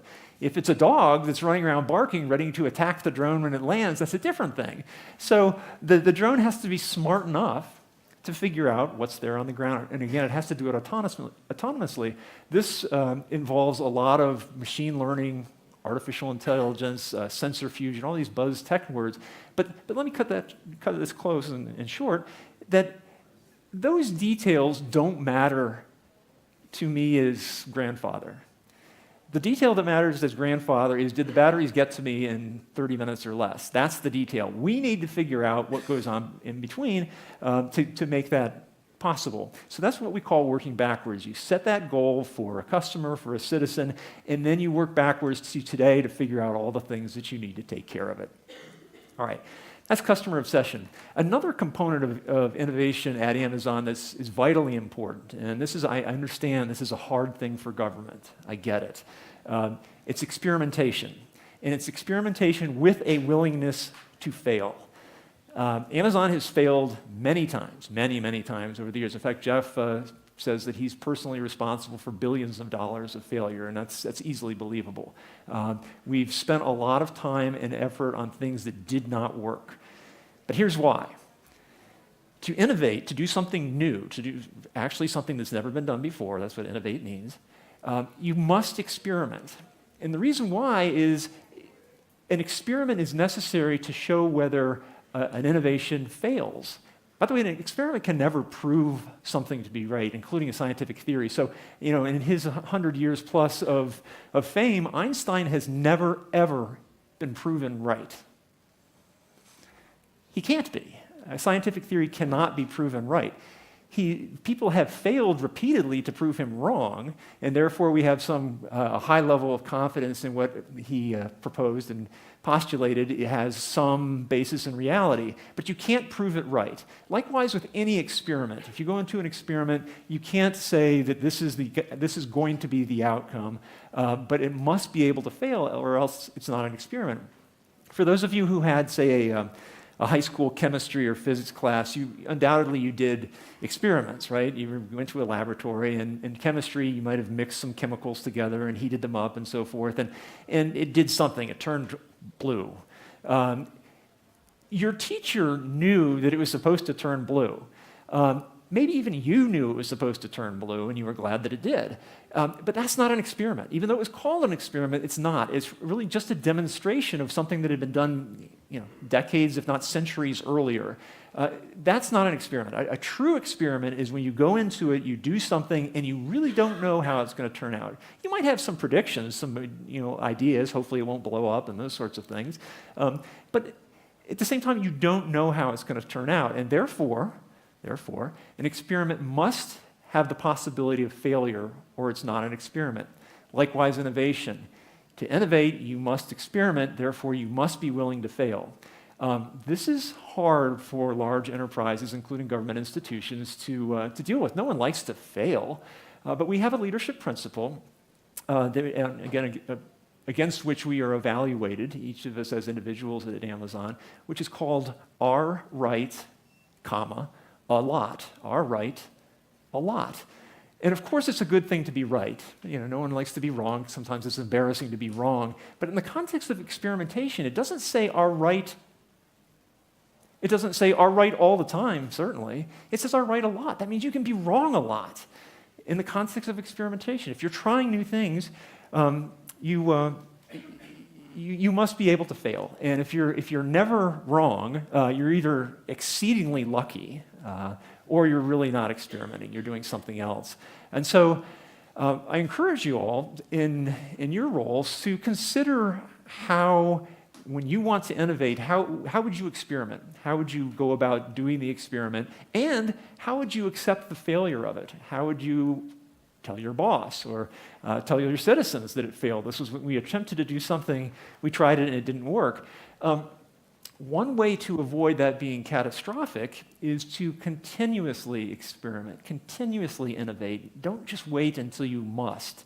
This is a problem that happens to a lot of companies, and that is that they have a good product or service or a great idea that they've been relying on for years, if not decades, and they continue to rely on it, and their customers are happy and they have a good business. Then suddenly something happens, or a new technology is introduced, or a new entrant has a better idea, and the first company, the old line companies, its business is in jeopardy. And so suddenly they must innovate to survive. Quick, let's innovate, we got to do it. Well, if you're in that position, you're betting your company. Because if you fail in that particular experiment, you may be done. That may be the end of your company entirely.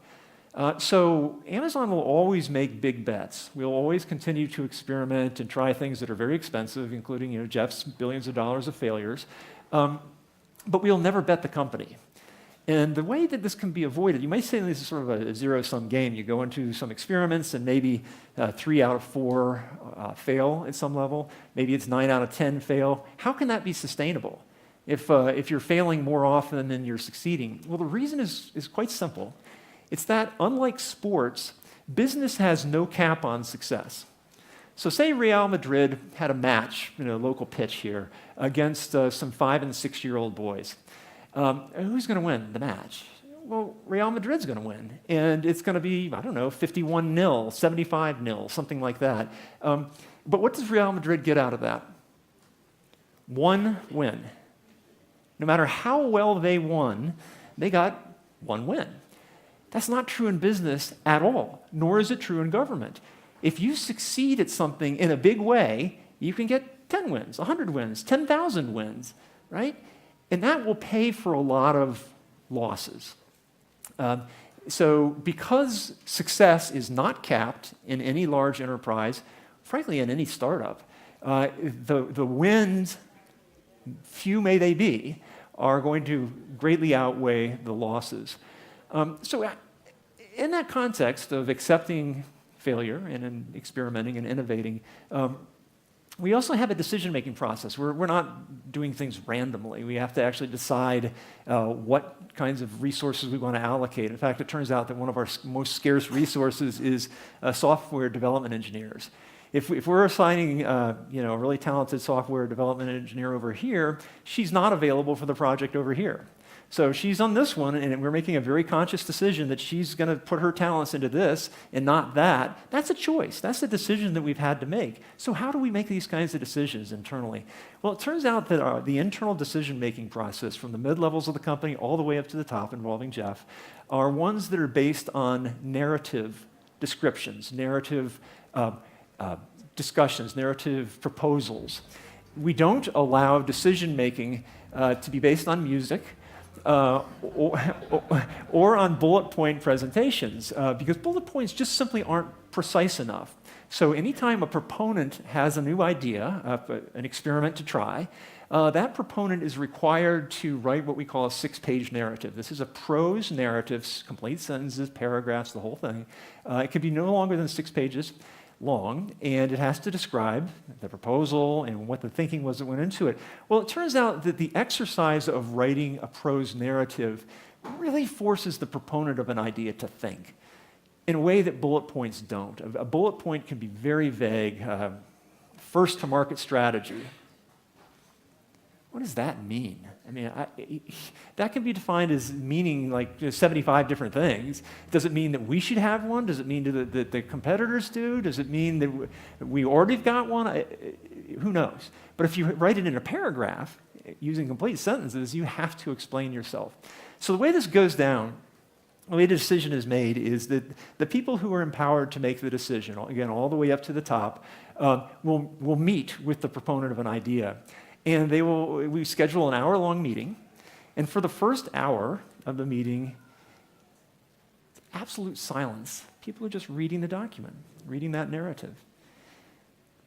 So you say, wait, that's half an hour of all these decision makers' time is wasted. No. What it does is it ensures that everyone has read the document, everyone has read it completely, and everyone has read it recently enough that we can have an intelligent conversation about it. How many times have we gone to a meeting when you've actually read the homework and somebody else hasn't? They haven't looked at it. Or they looked at it 3 weeks ago. Let's say they were really eager to do it, and they looked at it 3 weeks ago and they forget, or they read it on the subway on the way to the office.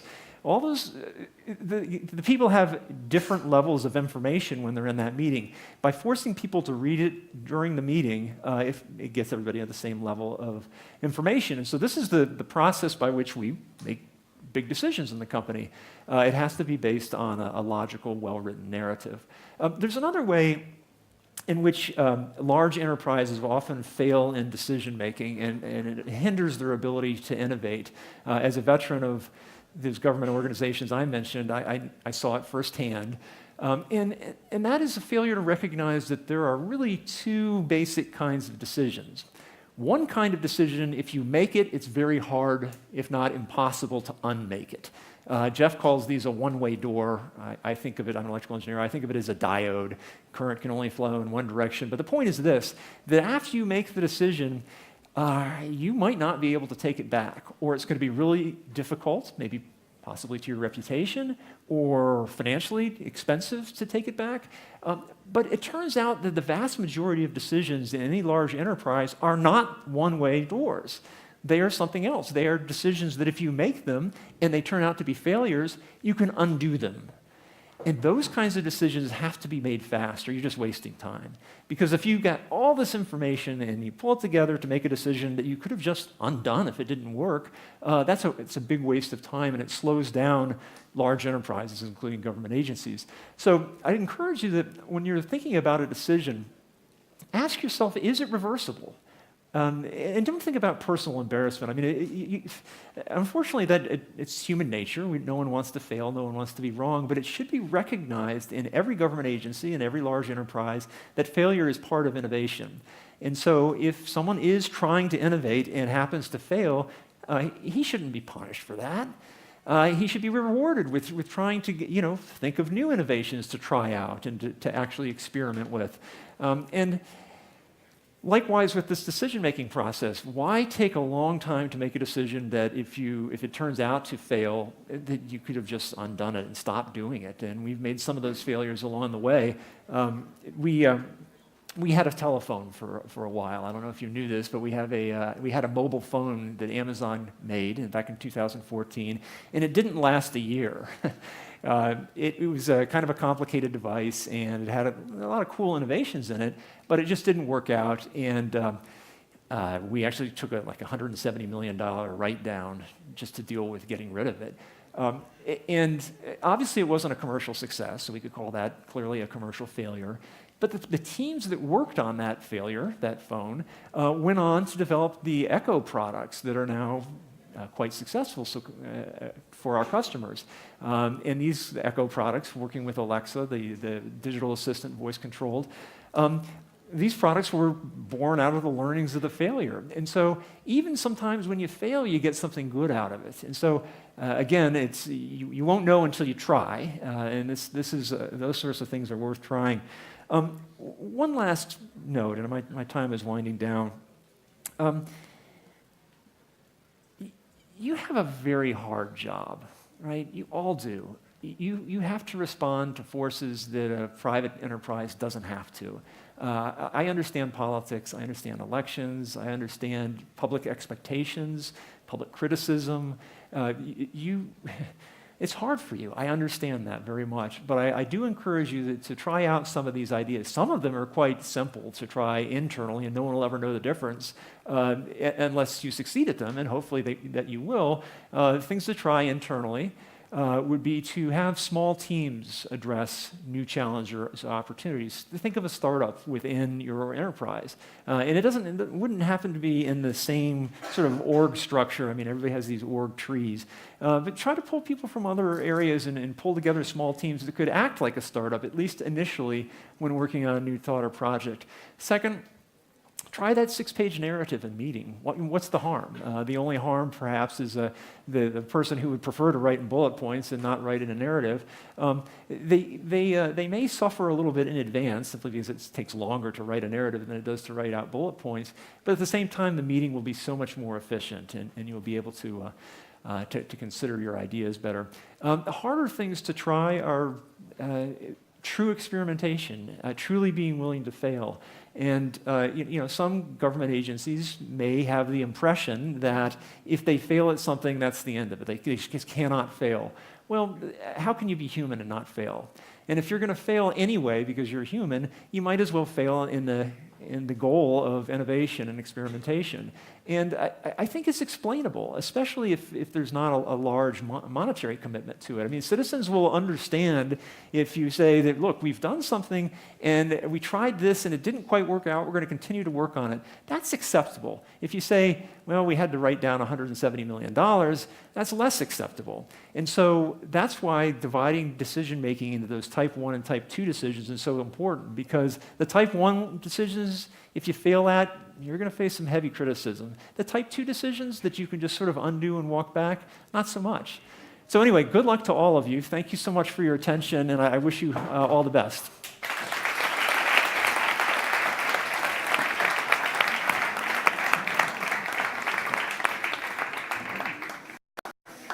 No? So thank you so much, Paul. It was a great start. So we are going to have our first panel now. We are going to talk about digital transformation of government and touch upon many of the concepts and ideas that Paul mentioned before. So please, the panel, if you want to come here, just a minute, I guess. Need to change the setting.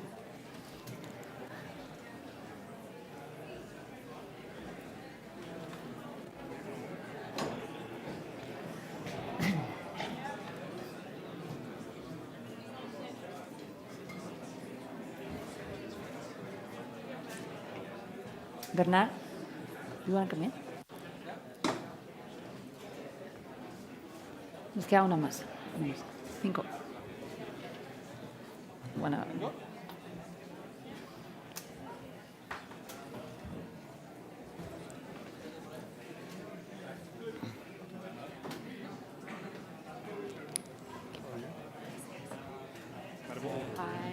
I don't think it matters.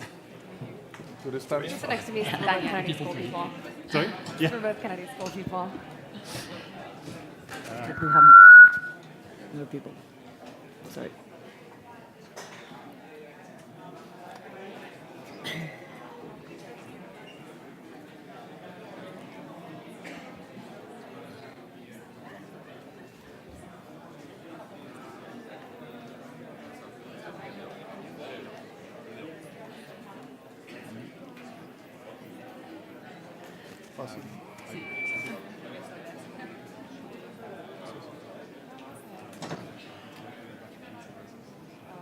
My husband just managed to get it.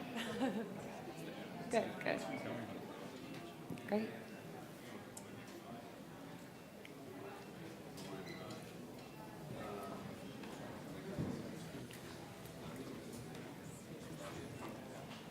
All the lights are bright.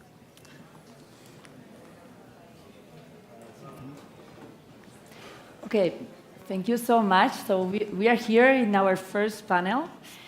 So we have a great moderator here with us today.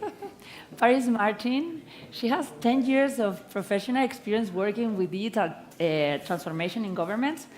But what I think that is the most interesting part of your career, I don't know if you agree with me, is the last years that you have been working with the White House, trying to make every day this digital transformation, right? Trying every day suffering, because it's very cool to talk about digital transformation, but what happens when you have to implement that every day? With limited resources, with sometimes staff that don't understand what you mean and what you want and how do you want to do things. I guess that she has a great experience to lead this amazing set of speakers that we have with us here today. Starting with Bernard Lemasson. He is Global Managing Director of Accenture, Public Sector and Health. Diego Molano, former Minister of Technology and Innovation from Colombia. Tanya Filler. She is a great researcher in the University of Cambridge. I'm sorry. It's okay. Competitor. University of Cambridge. Actually, there is not so many people studying GovTech and doing research about this space, and she is one of the most interesting researchers to read about. We have Richard Pope here. He is senior researcher at the Kennedy School. He's going to start, you have just to start with them? I'm starting next week. Okay, I knew that it was. He's going to actually he's going to make research on government as a platform from the Kennedy School. So I think that we have great panelists here, a great moderator. I hope you enjoy this dialogue and this discussion. Please, a big applause.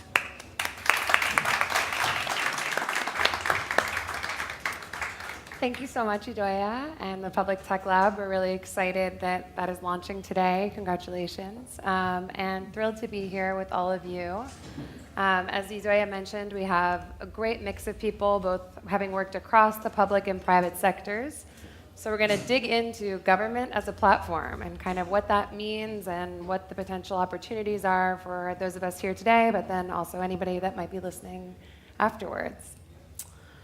So, where to begin? I mean, when you think about a city or a state or a country thinking about digital transformation from the very beginning, how do you get started? I mean, how do you decide which services are the most important? How do you decide who the user is? Many people could take this question, but anyone particular? Sure, I can start. Do you want to kick off? And really, when we talk about government, I would start with what has been said just before by Paul. Actually, when you listen to the citizens, in whatever countries, we do at Accenture many studies every year, 8 out of 10 citizens say, why would I not have the same type of services from government agencies than what I get from Amazon, Uber, Airbnb, etc. So the citizen expectation is there.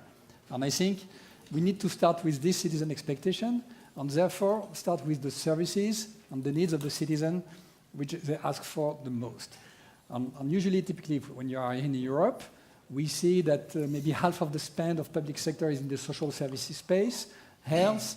We have a lot of public safety challenges. We have education, which is a key one. So basically, I could list all of the areas of public sector activities, and all of them actually are relevant to what we view at Accenture as the next trend in government, which is embracing the platform world, not only from a technical standpoint, so the technical digital tools which are available, but from the ecosystem kind of things. Indeed, envisioning that the way public services are being delivered tomorrow is not only by government agencies working in silos, each of them close to each other, but actually as an ecosystem of non-profit organization, for-profit startups, maybe some of them will be launched with the lab here, for-profit large businesses, and government agencies, plus robots, so the algorithm, technology, all combined together to deliver public service outcome. And so I've seen in public sector, and I've been working for a long time with public service agencies everywhere, is that we are really at the time today and for the coming years where this revolution really on the way government are operating will take place in all areas. I'm advocating we are implementing things in Singapore, in Norway, in Australia, and we touch on very different areas in sub-segment of the government activities, because basically all of them will get disrupted by this platform approach. So a long answer to say everything will be impacted. Richard, do you want to talk about how you kind of started with GDS, thinking about that as well? I mean, so in terms of who the users are, I guess the difference for government to a private sector company is it's kind of everybody. You can't really leave anybody out. So that does mean thinking about people who access things online, but also people who access things offline. So really, the users are everybody. You can't avoid that in government. How do you think about where to start? So with government digital service, it was very much like start with the needs of users. If you don't understand what the needs of your users are, why are you building something? There's a risk of kind of starting with the technology or something that's kind of currently trendy or currently interesting you want to use. Actually, starting with the needs of the users is really important. And then which services you choose, I think there's always a bit of a balance there. So with GDS in the UK, we built a thing called the Transactions Explorer, which is fairly crudely how many people try and use different services, and then working out how much they cost as well. So that's one way of looking at it. So we can start where the people are and where the money is. There's also, and I think this is maybe some experience in the US, with like identifying burning platforms as well. So something like healthcare.gov or Universal Credit in the UK, like where there's a big problem and there's the willingness of politicians to try and fix something, that's also kind of in the mix as well. So when you think about user needs, are you going for squeaky wheels, or are you trying to get out there in the field and make sure that you're kind of covering that broad constituency? Because I certainly found that to be a challenge when we were thinking about healthcare.gov or any of the larger platforms that we offered. Yeah. So fixing the stuff that's obviously broken is really important, like, especially if you're trying to win over, show the impact and actually stop people phoning up because something doesn't work properly. There is a risk of getting too fixated on just fixing the little bits and pieces and not zooming out and thinking about the whole design, the design of an entire service, though. So I think it needs a bit of both, but starting with fixing the things that are obviously broken is always a fairly good bet, I would say. Great. Great. So thinking more about the countries that are doing it well, obviously Bernard's team has put together a pretty amazing presentation around government as a platform and the countries that are doing it best. But Tanya as well has been spending some time in Israel, and so we're thinking about, what's the next big thing in GovTech, and where should states try to be in the next 5 years or so? Obviously, knowing that there's a broad range, but kind of with your experience lately. Yeah, I would say in the next 5 years, it's not really about a particular technology, however useful they'll be, but it's actually about creating the ecosystem itself and also the maturing of the ecosystem. And I think for that to happen, it's really about a few different relationships of trust developing. Because in this ecosystem, we have players that don't traditionally work together. Startups and the state, for example, don't have a long history of working together, and their ways of working can vary rather extremely. So it's about building familiarity between those different stakeholders in the system and encouraging them to have better knowledge of how the other works. I think we're beginning to see this, and we're beginning to see a kind of certain empathy grow within the ecosystem. So an example I would give of this is Bird, the electronic scooter company, which recently set up a GovTech platform to allow regulators to go and understand how scooters are being used in the cities in which they operate. So of course that's a very commercially shrewd move. It's useful all around. But I also think it demonstrates a certain empathy towards the role of city governance, towards the role of regulation, which perhaps we haven't seen previously. So I think that's interesting. And then the other thing I would say is that I can imagine that in the next 5 years, this space has the capacity to really have an impact on the relationship between governments and citizens. And the question is whether it takes up that opportunity. Because I think if it does well and if it becomes a very accountable ecosystem, then actually it could really help to improve challenges of governance like fraud, like corruption, and therefore improve relationships between citizens and the state. However, I think that if it doesn't take care of that dimension, there's a risk that in fact it will deepen the sense of crises in institutions and also the sense of suspicion surrounding technologies and those who create them. So I think it could really go one of two ways, and it's important, therefore, that the ecosystem is developed as accountable and sustainable. Great. Yeah, I think it's I think depending on the starting place, obviously it's going to vary in terms of how people jump in, but I think, again, grounding it in the citizen perspective and the transparency that the government is giving citizens is really important, so probably everyone can kind of take from that. So given that many of you have worked across both private and public sectors, in your current roles and in the past, what do you think that the public sector needs to know to work better with the private sector, and what does the private sector need to know to work better with the public sector? Diego, do you want to jump in? Look, I was a Minister of Technology for 5 years. And I was sitting at the cabinet. At the beginning, we were just 13 ministers. And I had to convince my colleagues to do the digital transformation of their industry, their sectors. And in order, I wanted to convince them to open up the government to include the private sector. This is very complicated. The first thing is that we have to understand that they are politicians. And what is the main interest of a politician? Votes. Votes. So we have to make sure that they are successful attracting votes with technology. But then, when they see the projects, usually their teams, who are old-fashioned teams, they make them too complex for them to be delivered in a short term, because in the government, the clock runs faster than in the private sector. So they don't have time to do that, and citizens expect fast answers. But then we have to make the projects easy for them. That's plug and play projects. That's key. So we have to educate politicians that doing things in a different way through GovTech, creating ecosystems, is a success for them. That's key. The other issue is that the whole government is made for the old economy, not for the new economy. Look only at the procurement processes of buying technology. That's a pain in most countries. So we have to start transforming even the basic processes. Budgeting. Budget for most governments for technology is investment, not OpEx. And we need to sell them services, so it has to be OpEx. So we have to educate them on how to really structure the projects. But the main issue here is to convince them that doing this is key to get votes for the next election.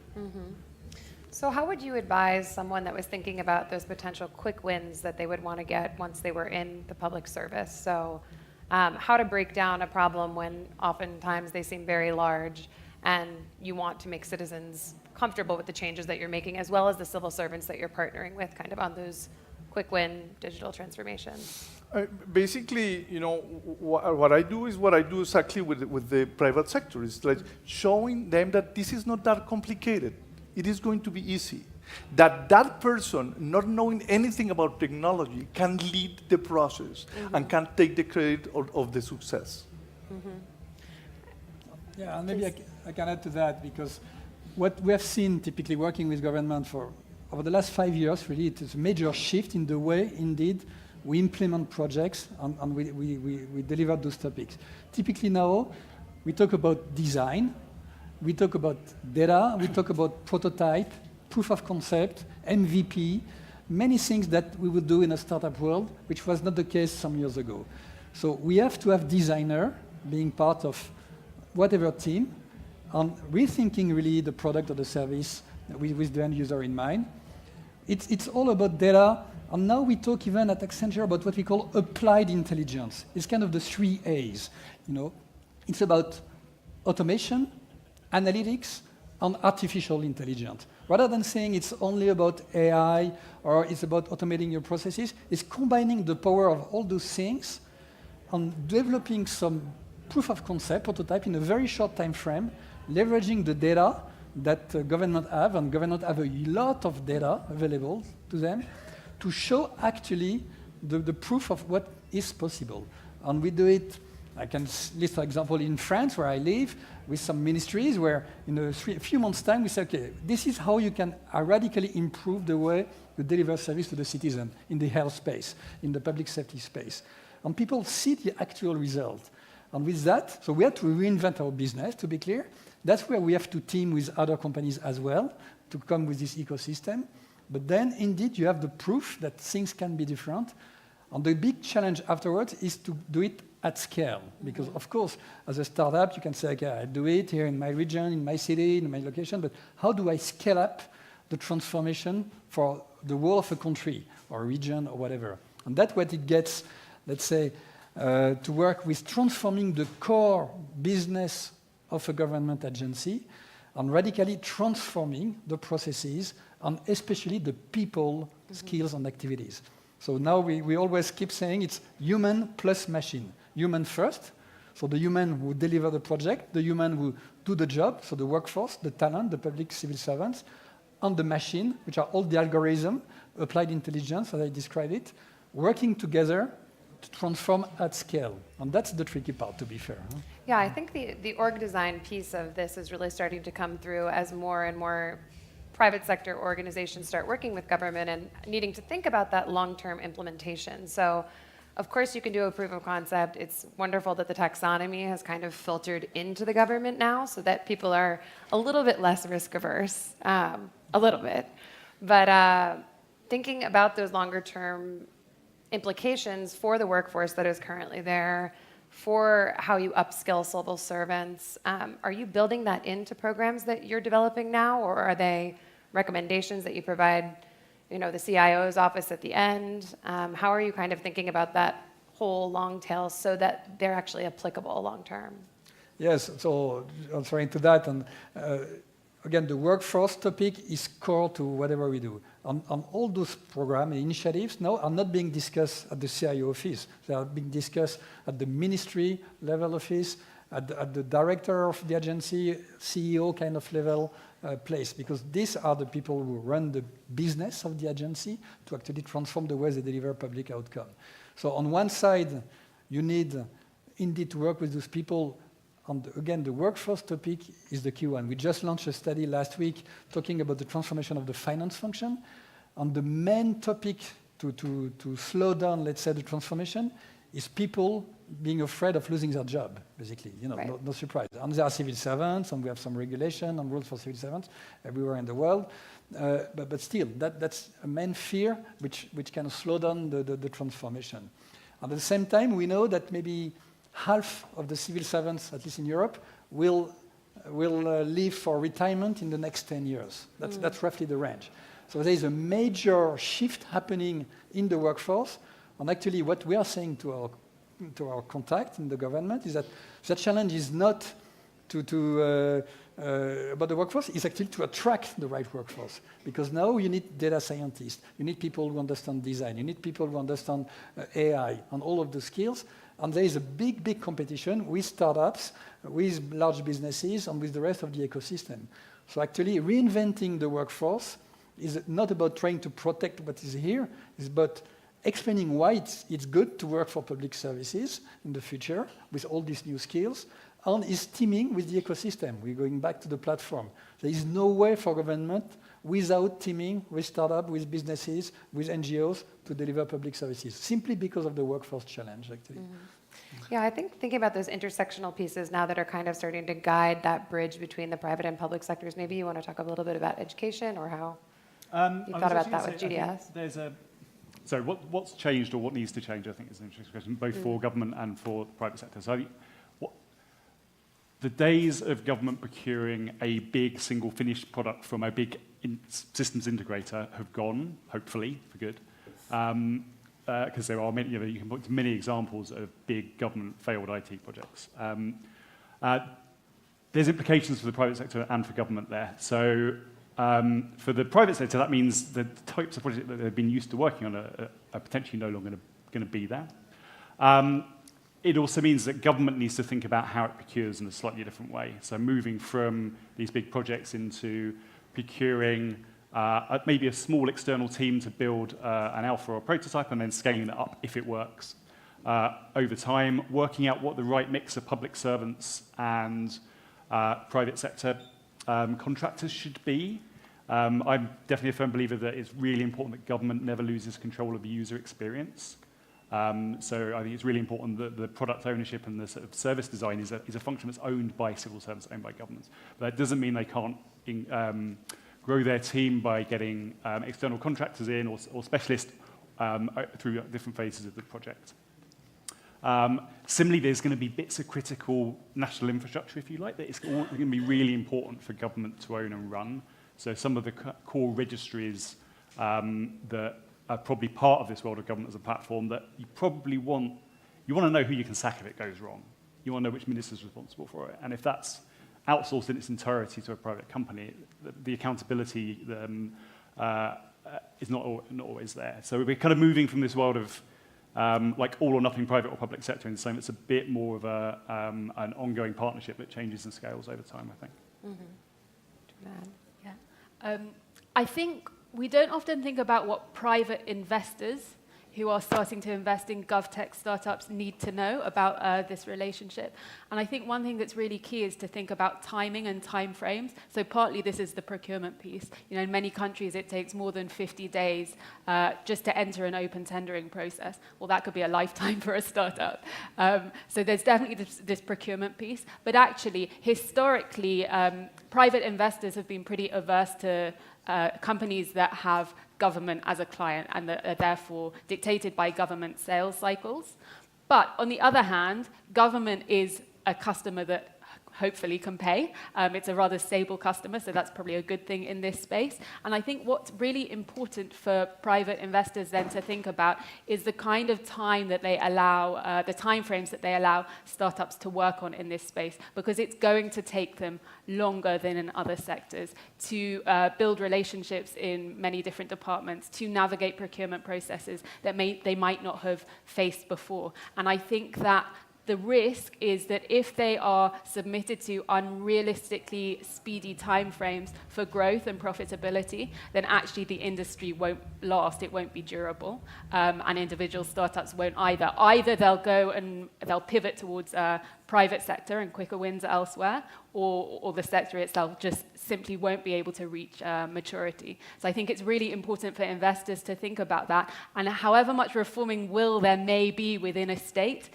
bureaucracies are still slow-moving beasts. So I think the onus really is on the private investors, as well as public funding bodies who already do this, to exercise agility and give companies time to grow, time to build relationships, and to become profitable on the back of that.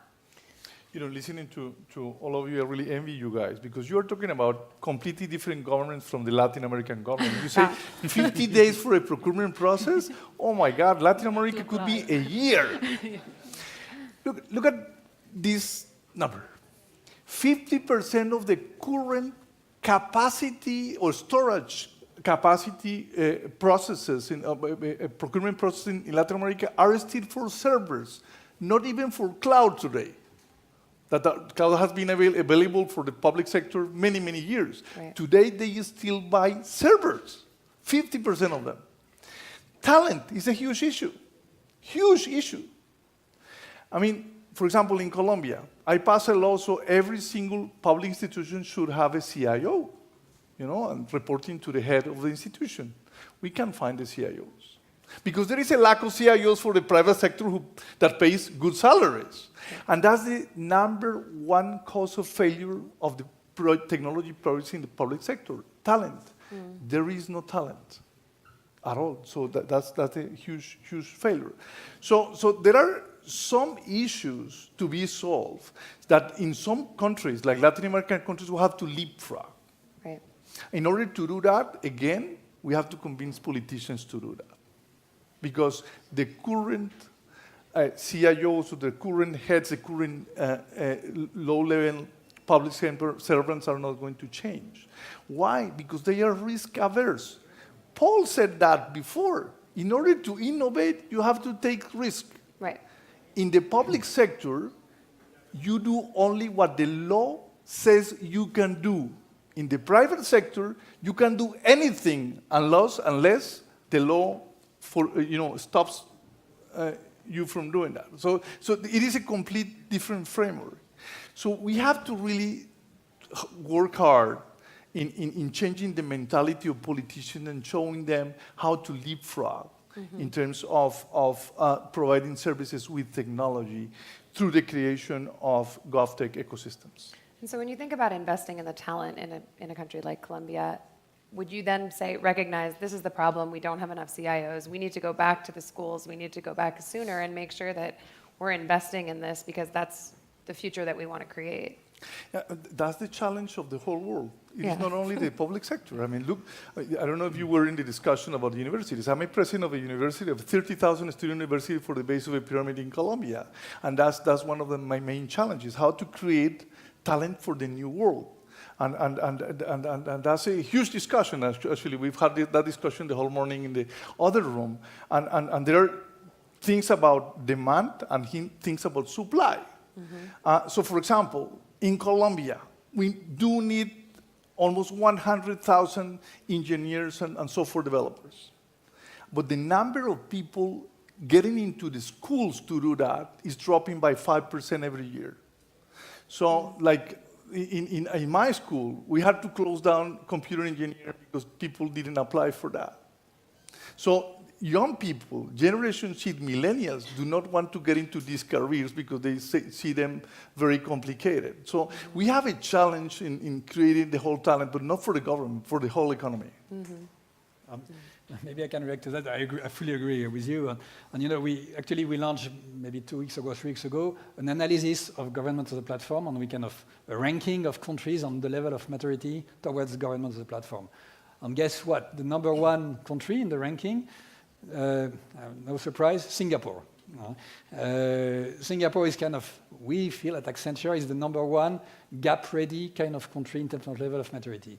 And one of the criteria is indeed the talent, to your point, because we say we need to have the right workforce. As you may know, in Singapore, if you want to get a good salary, you go to work for public service. You know, they get better paid than in some of the private sector companies. So we are fighting actually to get the right talent at Accenture because they want to work for government. They have the right salaries, and as well very much focus on outcome, meaning that if they do not deliver, then they get fired from the government, from the public services. So that's a different model, at least for the management levels. And therefore, they build this talent capacity, and they build as well the infrastructure and regulation. And you know, like the core things, like do you have the right networks? Do you have the right ID system? And I mentioned that here in Spain. I think Spain is one country which has a pretty well developed and quite advanced compared to many other countries ID system for the citizens. I'm unsure it is being used to the level it could be, it should be. And I think that's an opportunity, having the building blocks ready, so the technology, the infrastructure, the people capacity, and then actually using it and scaling it. And that's what countries are doing. Usually, in my analysis, it's easier when you are a smaller size type of country in terms of, you know, you look countries like Norway, Denmark, Singapore, Australia even, 20 million citizens, are kind of leading edge in these topics. Some maybe are the same size but not so leading edge, but they are because they do invest indeed in the right capacities, people, technology, transformation, and at the same time they have a bit of vision of where they want to go with this approach, which is about outcome for the citizen and for economic growth. We're working a lot now with Middle East countries, and they're very clear. They want to invest to drive, indeed, to attract investment in the countries and drive economic growth different from the oil economy, and they do it in the government space and envisioning upfront the platform economy. What if I could create a tourism economy which combines the visa, so the way foreigners will come to get their visa in a very easy way, and at the same time providing services for startups. So with all the data, why don't we provide services to the tourist, whatever type of service, insurance, whatever, but opening data from government and private sector being combined to provide new services. And having this approach, you see it in those kind of countries, and I think we need to see more of that, basically. Yeah? So just a quick point on the capability and the skills question. I agree it is a problem everywhere, but there are... So the way the UK, in the short term, found a way around this was making everybody managers, essentially. On paper, almost everybody who was employed as a software developer or a designer or a researcher in government was technically should have been in charge of about 300 people. They weren't, but it was a kind of administrative hack. We've been here before. There was a report, which I forget the name of, in the 60s in the UK, where it was sort of damned this idea of the generalist civil servant, the fact that there weren't specialists. I think they found out there was something like, there were 3 economists in the entire Treasury. Everyone else was a generalist of some sort. And the response to that was to create new classes of new professions within the civil service, so scientists, economists. We need to do that again. It's beginning to happen in almost a ground-up way in the UK. They're not currently recognised as kind of official professions within the civil service, but we need to, if you're going to hire the right people, you need to pay them the money, you need to give them the support network within government so they can talk to their peers and share with them. So it's kind of one thought on capability. The other one which is maybe feels like an opportunity at the moment is because we've got lots of different countries, a kind of slightly different levels of maturity, I agree. But there's lots of countries trying to do this in a way that there weren't maybe sort of a decade ago. They can share. They're already beginning to share. Mm-hmm. So I think the UK design system, I think, has been forked on GitHub by a bunch of other countries. Certainly in the US. Yeah, same in the US. There's like content guides. I think maybe some of the UK government platform components, I believe there's at least conversations for other countries to use. And yeah, I think we took everything from you guys to start the US digital service, so. So the extent to which we can take what we've learned from like what works about open source and apply that to governments, that could be amazing. Yeah. I fully agree with Richard. For example, next week we're going to have a dialogue with all the ministers of health of Latin America in Washington, D.C. at the IADB. And the objective next week is to agree into just basic standards for the health records. A basic architecture for the whole Latin America. That's going to create economies of scale. And that could be just a first step to create a GovTech ecosystem for the health industry in Latin America, but we need economies of scale. That's key. So that's basically trying to join forces between governments to create a larger market that's going to help to transform government services. Yeah, standards are super important when it comes to this stuff. It's not just enough to have a platform for a particular thing. It needs to be an agreed open standard that other people can build on reliably. Tanya, I was curious about, in your experience working between the UK and Israel, have you found, obviously Israel is renowned for its investments in innovation. How is the government partnering with the private sector and to kind of grow that within the government itself? Yeah, it's actually very interesting what they're doing at the moment. So the high technology sector in Israel was very much a state-led project. They invested very heavily in innovation and particularly in research and development. And what's happening now is the same organization that was responsible for that has seen that the public sector hasn't quite kept pace. And they're really trying to address that and create a market using the model that worked for them in high tech in terms of stimulating R&D in this space, principally through funding. Now, of course, the problem with focusing on funding is it doesn't address the procurement aspect, for example.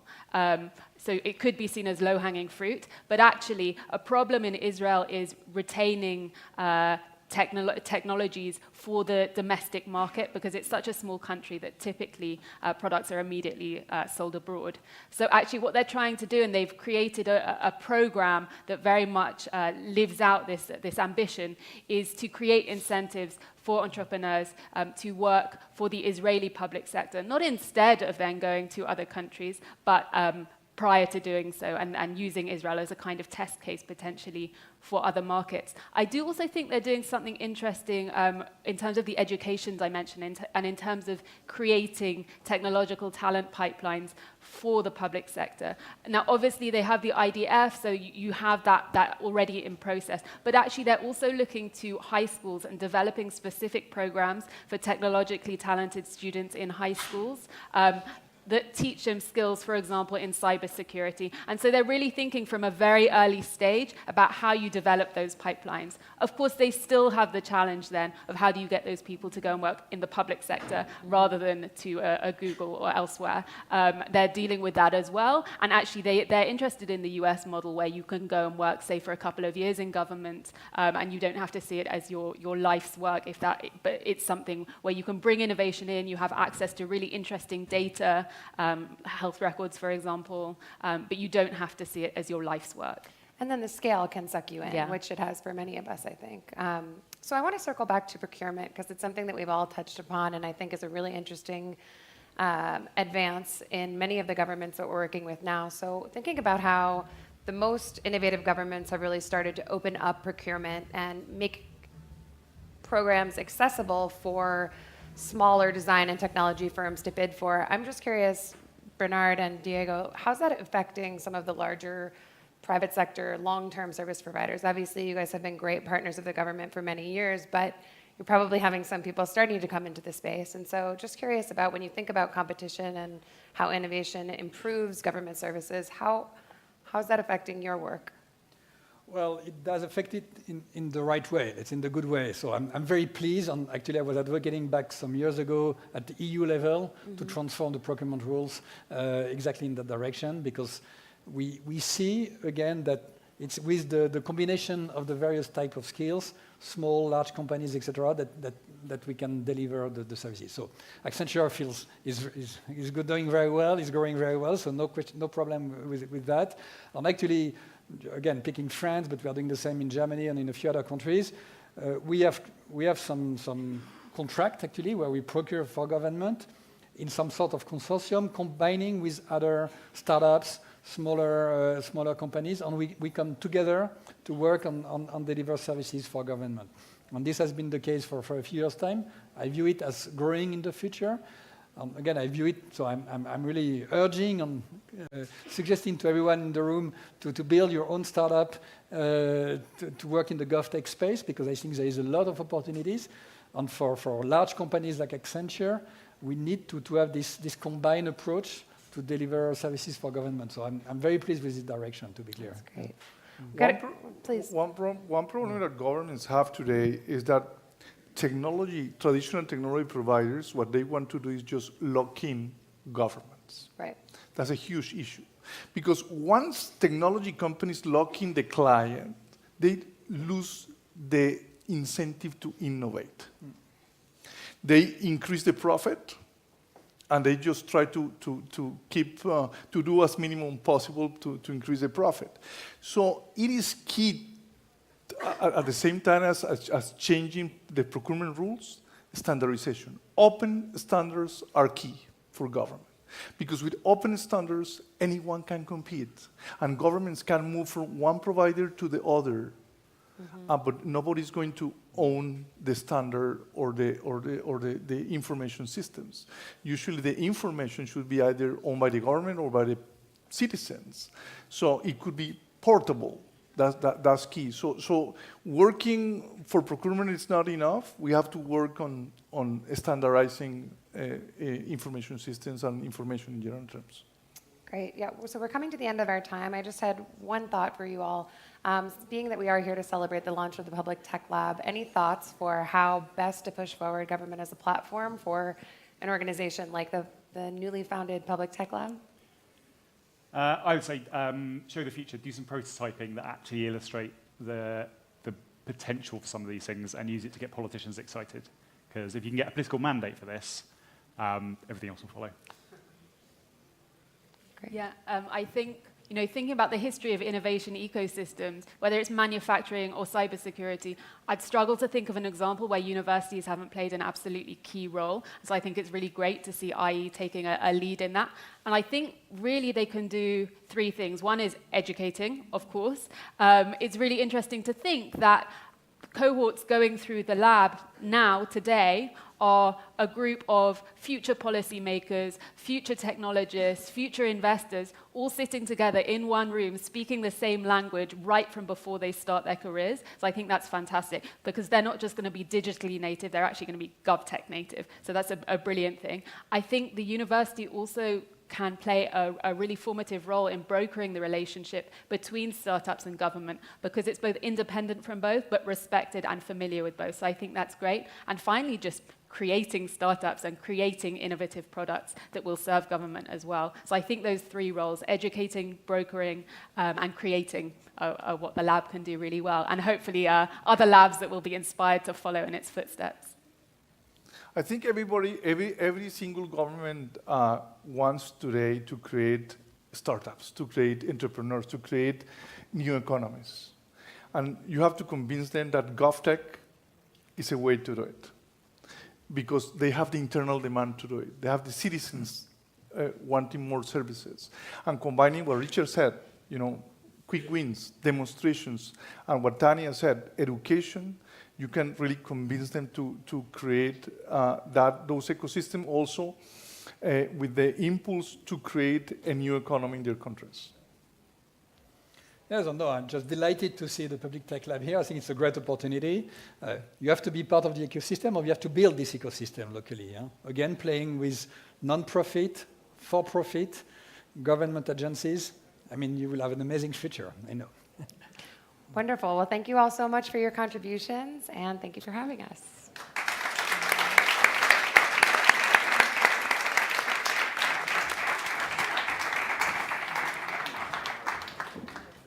Thank you. Gracias. Thank you. I'm sorry about the Oxford thing. I'm sorry for the Oxford thing.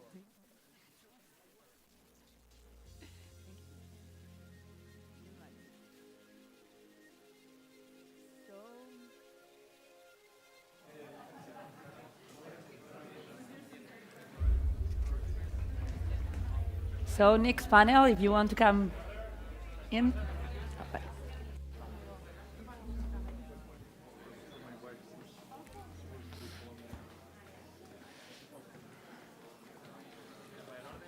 Como queréis.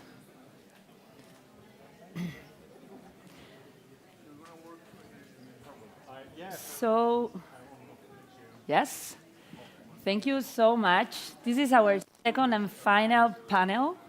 So, sorry guys, you can move. Thank you. So I'm moving a minister and so experts. So this is our second panel. Today we are finishing with this, but I think that it's super important to see and to talk about this second part, right? We thought, and we have been talking about digital transformation, but that's just one side of the coin. We've been talking about how we can have a much more sophisticated demand for that innovation that it's made or created by these guys.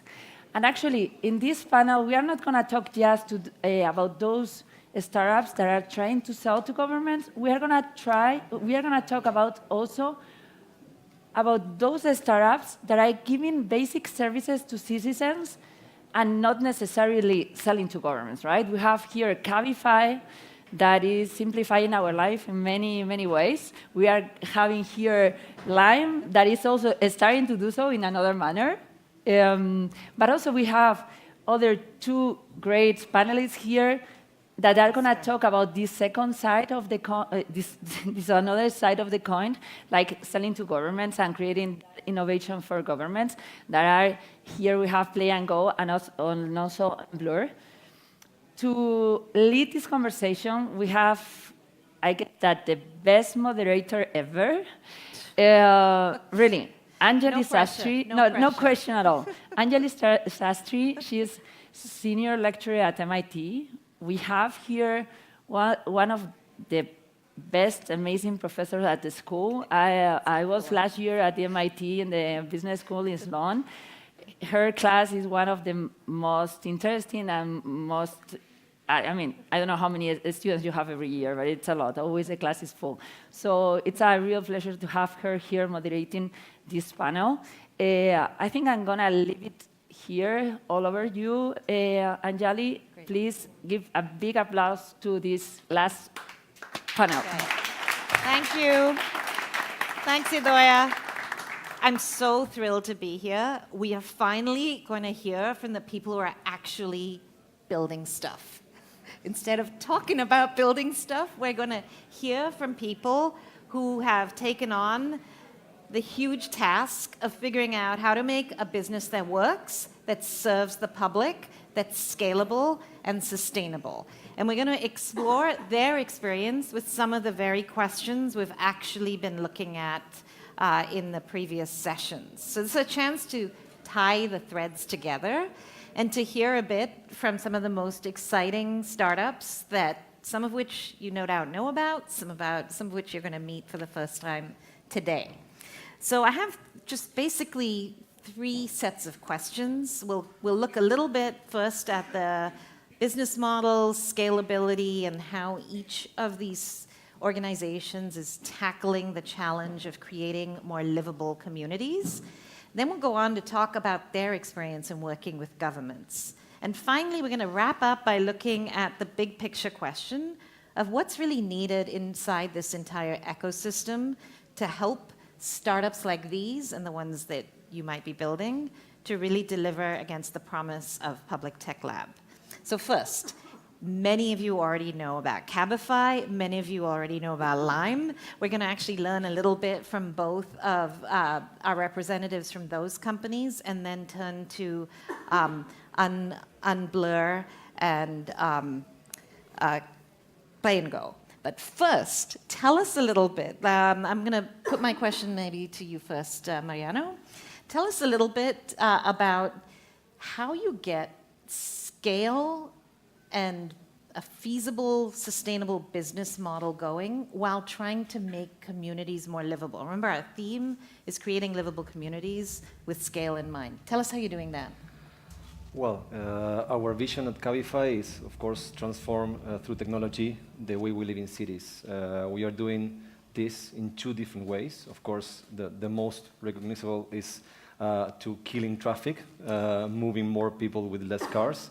And that is very good, but we are also becoming a mobility as a service platform where we also want to offer to our users a lot of different alternatives to move from A to B, like e-scooters, taxis, and many different alternatives. In fact, in LATAM, we are doing more trips with taxis than with peer-to-peer cars, and most of the people don't know that.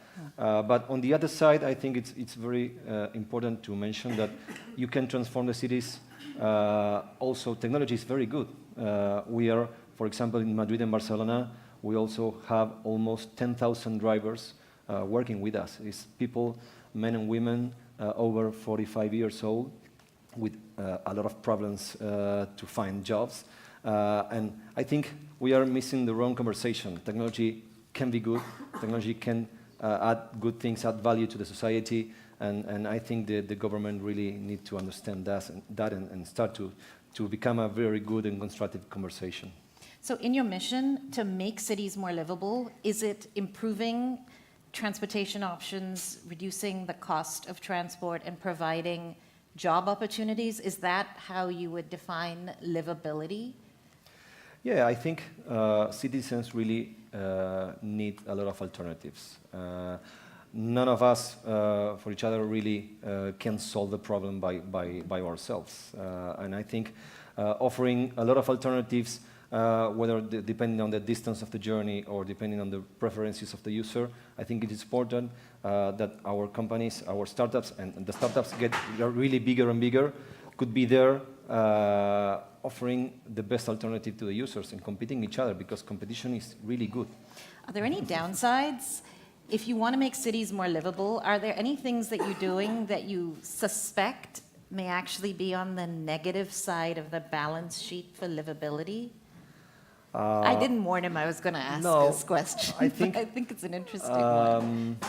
I think that the new alternatives of mobility are doing a very good impact on cities. For example, I can mention one example.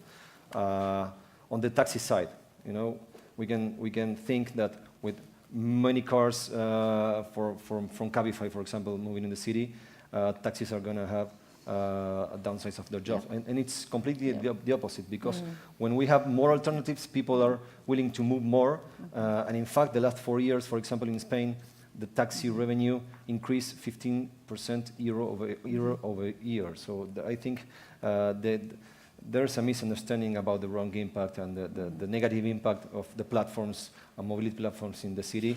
And I think we need to start building a new conversation, a very different conversation altogether. Cool. Well, let's bring into the conversation Lime. So you talked a bit about scooters. Everybody's seen those Lime scooters.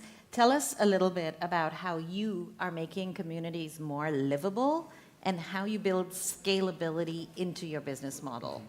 So yeah, just to put you in context, the reason why we actually started this company is actually, it's very complementary to Cabify. And what we try to do is, like, on one side, just actually decrease all the pollution levels in the cities.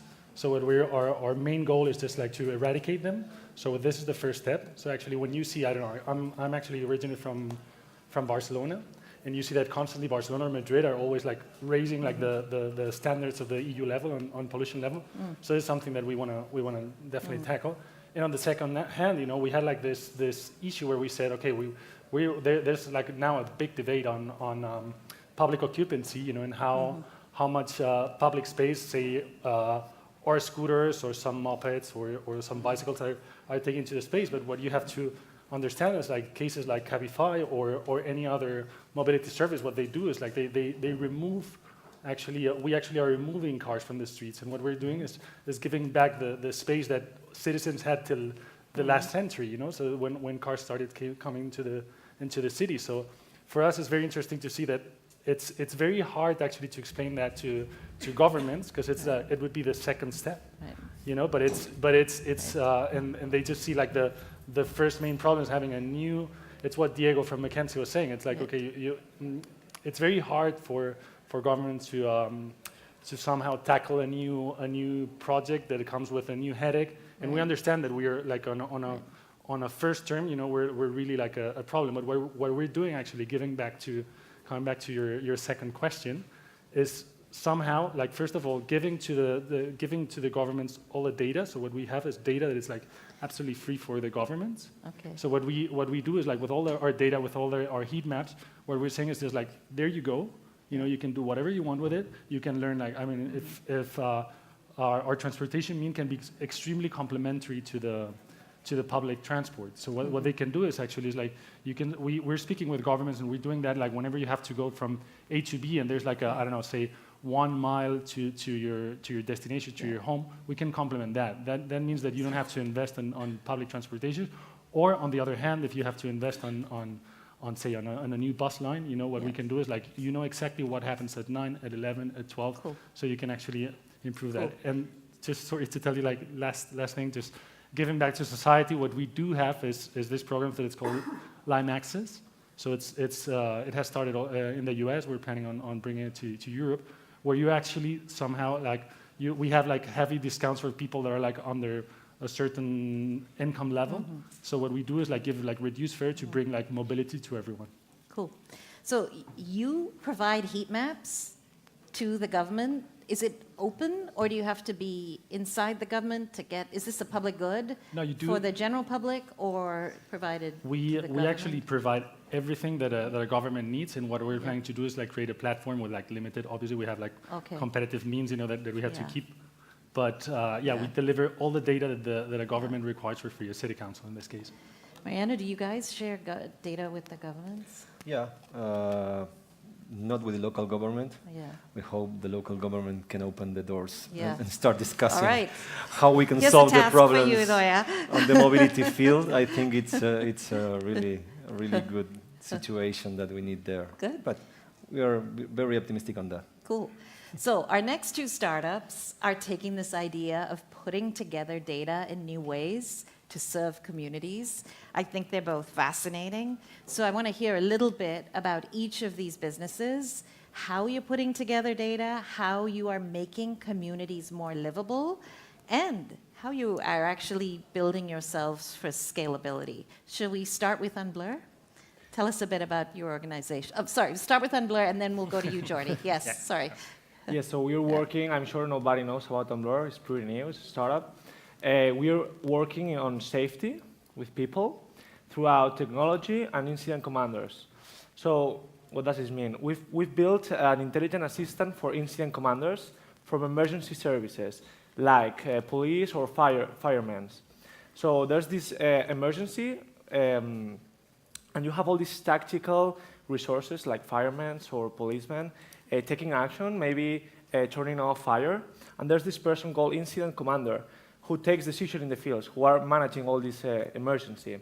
So nowadays, all the government is getting and innovating with technology. They've bought all these drones, body cams, all these resources they use to handle an emergency.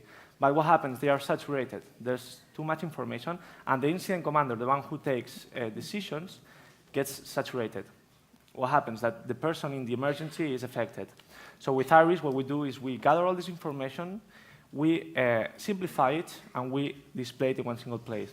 So it makes it easier for the incident commanders to take decisions. So that's a dashboard of data you're presenting to the team that's in charge of response. Exactly. This is nowadays is more vision awareness and risk assessment, but with all this data and with machine learning algorithms, what we wanna do is giving assistance, intelligent assistance based on historical data to these incident commanders, so they can be better leaders, like do their work with more help. How do you sustain yourselves as a business?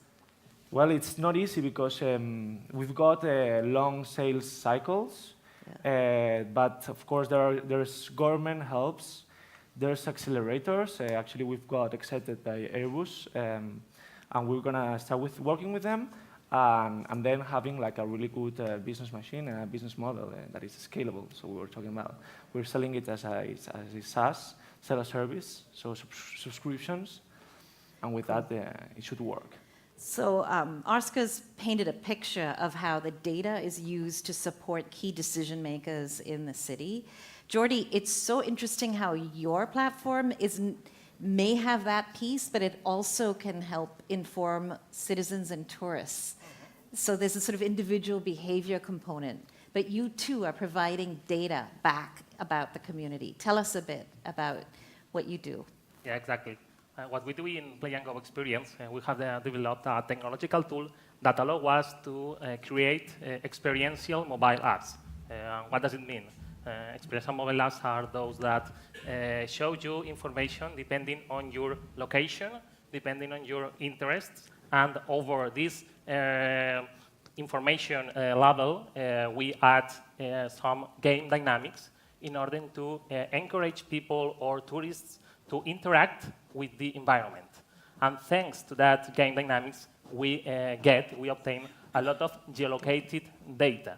And that data we offers to the governments or the public administration in order to take better decisions. So we encourage people to sustainable mobility, because in order to get points, in order to get prices, they need to move to certain places physically, interact with the environment, and that's the way we motivate people to have a better experience and to get data that we offer to, for example, this year we developed the official app of Las Fallas. It's one of the greatest events in Spain. And thanks to that geolocated data from over 20,000 people, we offer the town hall the first objective mobility report of how the people, citizens and tourists move around Valencia. And they are going to use that data to plan the next year event. Great, great. And they're also using it live, real time, or Exactly. is it historic? So it's both, in real life for planning and for real time. And can you get people to move from a crowded area to a less crowded area? Exactly. That's why we use gamification. You know, I'm thinking of the mashup, right? How Cabify and Lime enable people to move around, and if anything goes wrong, Unblur will help them, right? There's a whole like interaction we could map out here. Really interesting how each of you is using data. You have different ways of scaling. Lime has to actually think about the physical stuff you move around. Cabify has to know also where are the vehicles. You guys have the information flowing, but require a kind of physical presence of the stakeholders and the interactors. Let's think, though, a little bit now about how you interact with governments. We are all really curious to hear, what have you learned about working with governments? We want the inside scoop on how you work, whether it's with cities or national governments. We'd love to hear any thoughts on what you've learned from interacting with governments. Anyone can start. You want to start? Yeah. I don't really consider as an expert, but Yeah. I have a couple of meetings with the government. Yeah. I learned a lot. The first thing is that you really need to understand that the government doesn't want to kill you.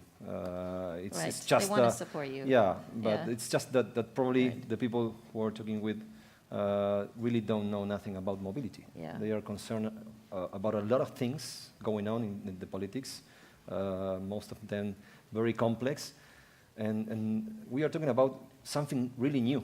Yeah. You know, the new ways of mobility, the technology. It's very hard for them to understand how they can help us, or at least how they can not block us. You know, so you need to understand that you need first to start talking with the technicians inside the administration, and with the politicians inside the administration. You need to change the conversation. You need to talk about, for example, where you are paying taxes. Yeah. You know, Cabify Right. paid taxes in Spain, for example. Mm-hmm. How many employees you are, how all the things that you are adding to the society, that there's a lot of good things going on, and probably most of them the government doesn't know about. Well, and these are things that traditionally startups don't have to measure and pitch on as explicitly, right? Yeah, but with Yeah. with funds Yeah. and with a different conversation. But yeah, it's very different. I think Yeah. you need a lot of time, Yeah. a lot of patience, and of course you need that governments and politicians really Yeah. start thinking in the long term and start thinking putting the citizen in the middle. I think that is the most important thing. Mhm. We as a citizens really know a lot more than anybody what are the things that are important for us. And we are very intelligent people. Let us decide whether if we have a lot of alternatives or just one. So I think that they need to be really focused on the long term and on the people that are voting them. Oscar, you have a pretty fun job, you and your colleagues. They hang out with firefighters, police guys, and you've been actually doing some pilot and early tests with different organizations, one in Wales I read about a bit. Tell us, for you, what it's been like or what you foresee as the opportunity for working with governments. You have to sell to governments. Yeah, at the right? end we are selling to governments, that's true. For me, it was pretty crazy working with them. You know, the first day that I started, I was treated up with this suit, and then I found out that they are like really in the mess, like they are in another context. So I wasn't aware of who they were, you know, because who's these people that is going right to the emergency, you know? So that was like a funny thing that happened to me. As well, working with them, we applied the agile methodology that is in the B2B and the B2C. It's very famous nowadays, pretty a topic. But at the end, we found that in this public safety, they were like very surprised the way we wanted to approach the product. So we really did the product with them, like knowing so exactly what they wanted. Co-created, and you did a lot of iteration. Exactly. Is that the story for Lime? Tell us. I mean, the story for Lime, I would say that the first thing that we've learned, because we're right now over 100 markets, is like that there's a common idea in everywhere. Because whenever we spoke, I mean, I'm managing Spain, but like whenever I speak with my colleagues in France or in the US, or in Germany, it's like, no, governments are really slow, but it's like, no, you have to understand how Berlin is very slow, how Paris is very slow, how it's like each is uniquely slow. Each is slow, it's like that's a common thing between governments, and not only because of that, it's also because of our speed. So what we need to do is, like, first of all, understand that in our case, on a national level, the decision makers are not on a national level, but on city council. So what we're doing is, first of all, understanding that our best marketing campaign is having good GR people on our end, understanding the governments, putting ourselves in their shoes, and understanding that, first of all, we're a headache. So coming to a city is like, I'm sorry the expression, but shit, please, Lime, don't come to the cities. So what we're trying to do is saying, okay, bring them the benefits of coming to the city, like making them understand, like, why Lime is not like an oil company that's going to destroy their shore. What we're doing is actually reducing the impact on carbon footprint, bringing jobs to the cities, sharing data, which is going to save money at the end to the citizens. So we need to come with this story and just like explain that this, on a short run, yes, there's no regulations. The regulations are not done yet, but we have like really good examples, like for instance, in Paris or in Zurich, where we, like the mayor, for instance, Ana Hidalgo in Paris, she was actually aware that there's no regulations. Okay, that's fine. But there's a new mean of transportation that actually can bring something positive to Parisian people. So what we did is, like, we signed an MOU, and what we did is like agreeing on the basis before having new regulations. And that, for me, it's forward thinking from the governments. Yeah. And I think this case can be actually applied to other cities. And that's what we're trying to do is like say, okay, let's be self-aware that we're very, very quick. Governments might not be so quick. They might be in a political situation, like in the case of Spain, it's like we're 1 year ahead from local elections, so that we know that anything that is done is like absolutely like overseen and criticized. So let's understand everything and let's merge and find something that is a common solution. So this is our main kind of main challenge, but also we see like there's some government, some city council that are starting to understand it, and we're starting somehow to change the tendency of this wheel of like absolutely like crossing our entrance to kind of let us understand. Plus, we have some cases. For instance, that what we've done is like, okay, we're going to become right now, like we're in conversations, but we're going to become the first like two-wheel mobility company that's going to do like a self-taxation. So we've actually proactively proposed to have a taxation in order to come there.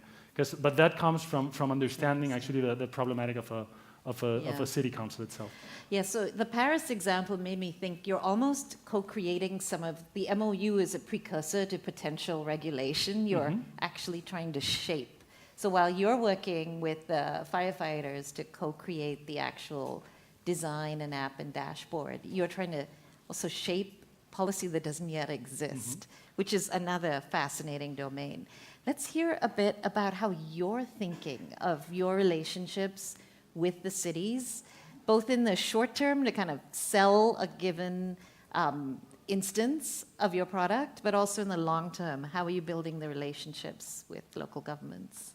Well, first of all, say that the relationship with governments is very different from the private companies. While the private companies are more concerned about the economical returns of all their actions, and all the metrics that you measure is related to economic. It's not the same with governments that measure more social impact, accessibility, mobility, and things like that.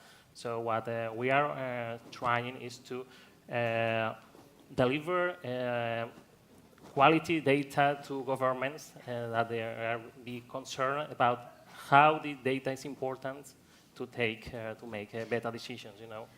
So what problem are you solving? What problem does Play and Go solve for governments that they couldn't solve any other way? One of the problems that have some events are, for example, the crowded events that all the people want to go to the same place at the same time, and that's a very big problem. What we try to make with our app is that incentivize that people to go to other places, interesting places that are taking place at the same time, but in other places of the city or in the event. So we encourage people to resolve that problem. How does the government benefit from that? They benefit from less crowding? Do they benefit from more revenue? Trying it's to like, unpack the business model as piece I said here. before, it's like tells in social impact. You know, Yeah. there is a very a problem with between citizens and tourists, and we try to solve that problem. Right. More sustainable cities and events. Yeah, your cities are so beautiful, more people want to come, but then how do you make them manageable for both the citizens and the tourists? So this raises an interesting question we've touched on throughout the afternoon. I really would love to hear your thoughts on where you feel that you'd need more support. What's missing in the ecosystem? Or what are the opportunities at the interface between startups like yours, academic institutions, big companies, and of course, governments and the general public? Like, where is it that you wish there'd be more help or more focus or more attention? You can think very big. We'll take any ideas, but where do you think the ecosystem could really benefit from innovation? Right, go ahead. Well, I think in the equation, here in Spain, we have a lot of talent. We have a lot of good entrepreneurs. I think we have the worst regulation, and that is probably the problem. And most of all, we have very intelligent users that they really know what they want. I think what the missing part in the ecosystem is that we need really brave and courageous politicians. I really believe that.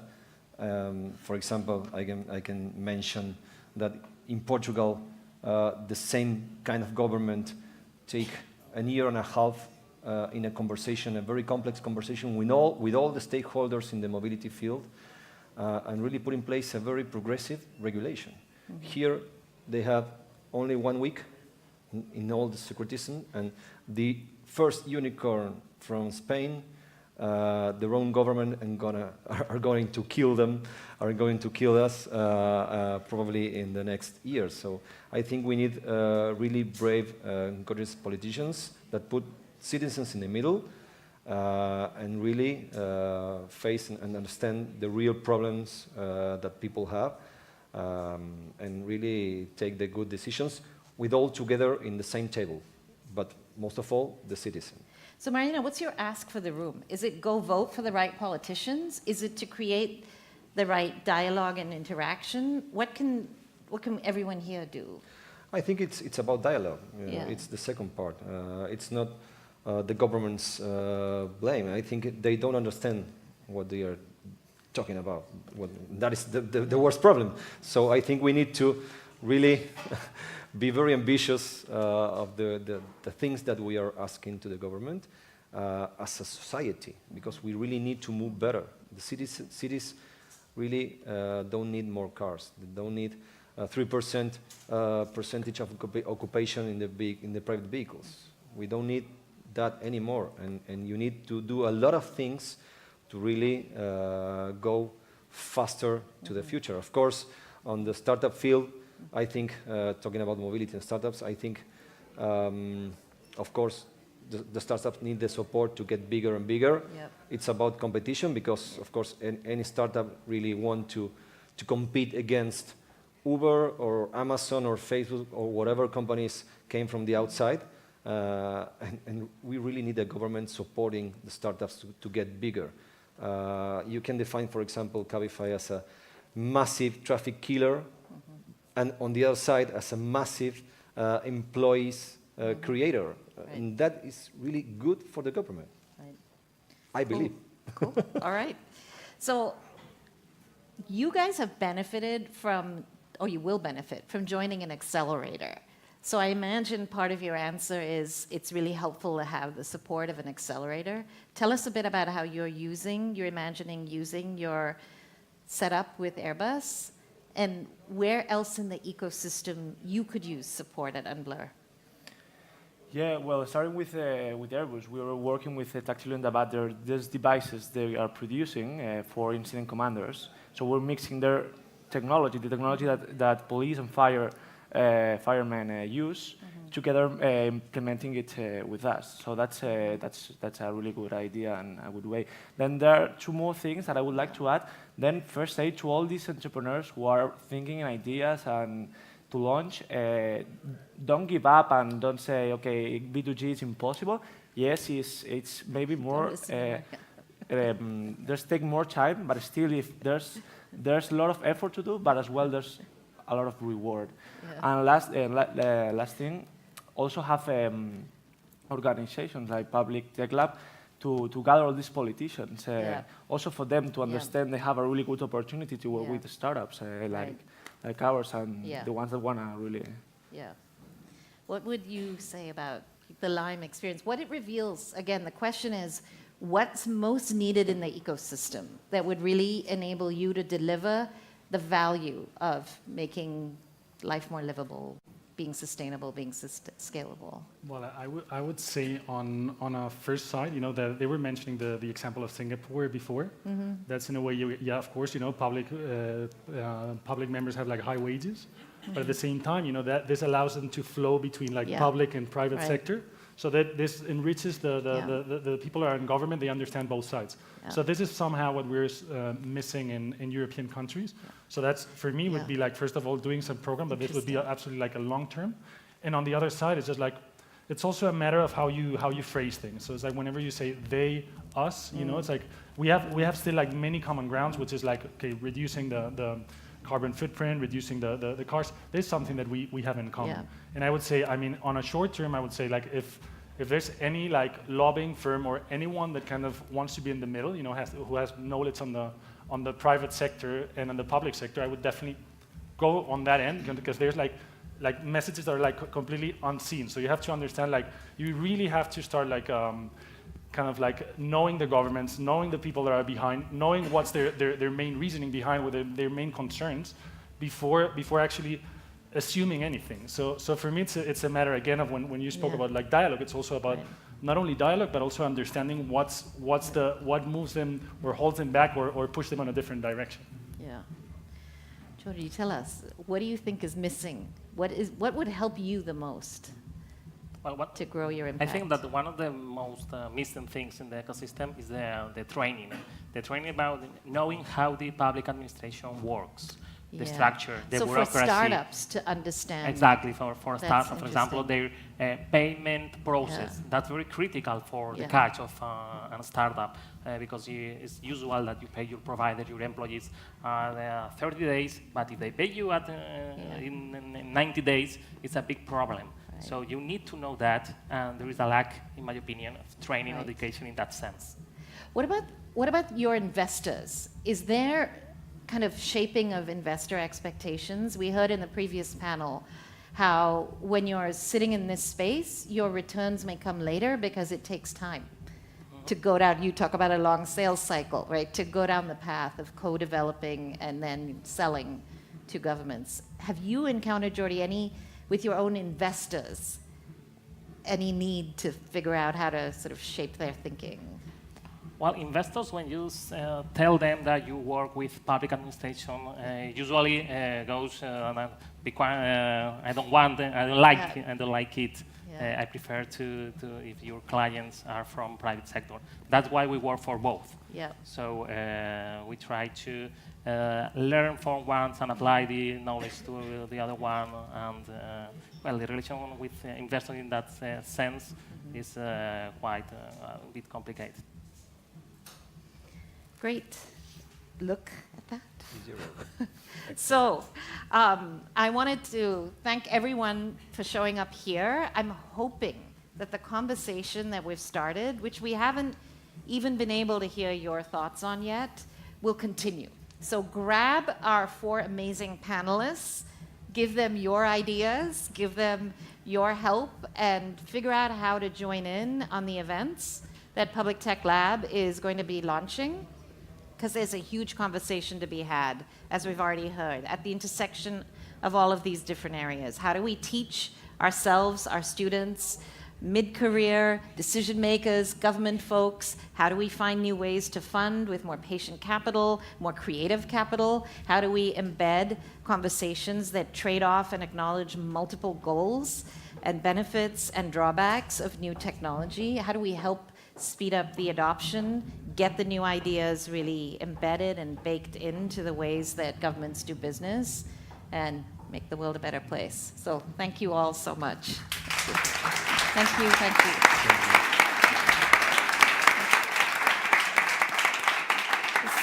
So thank you so much. We'll learn a lot with you today.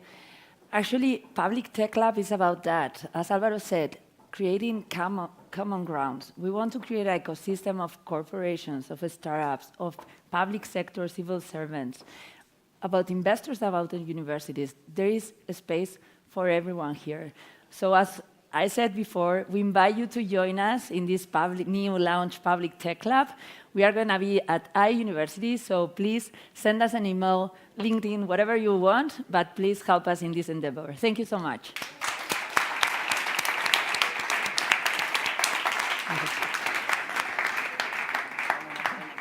Okay.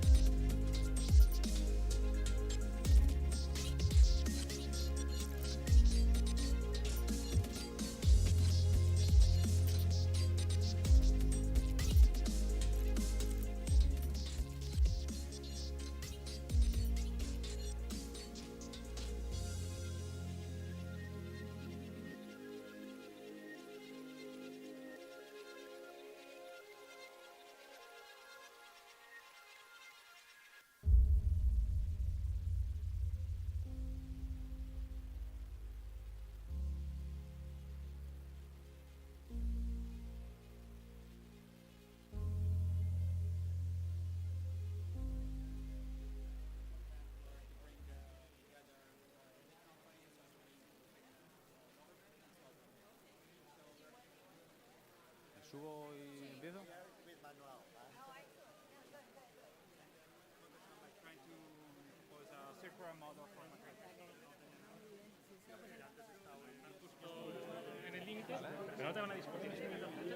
¿Subo o qué?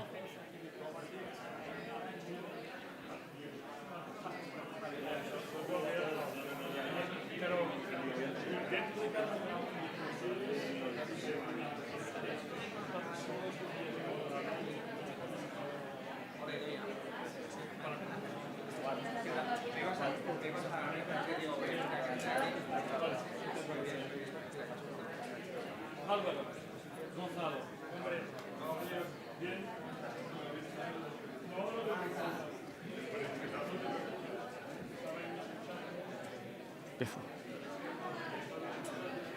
Okay, let's start.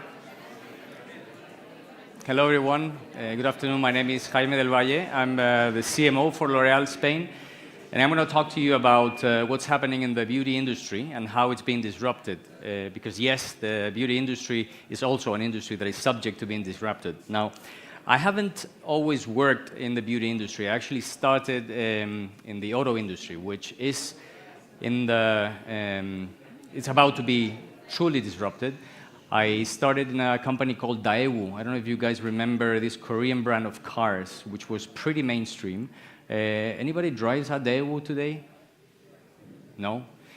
Actually, it is a company that disappeared. Daewoo doesn't exist anymore. And then before that, I actually started in mobile phones. I worked for Ericsson, and by then, Ericsson was the #1 company in the world for mobile phones. We were disputing the #1 position in the market with Nokia and Motorola.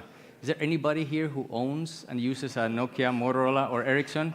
No, you don't. Yes, you do. This is the first time I ask this question, and somebody actually raises their hand. Anyway, point is still valid. Ericsson isn't relevant anymore as a mobile phone company. It also disappeared.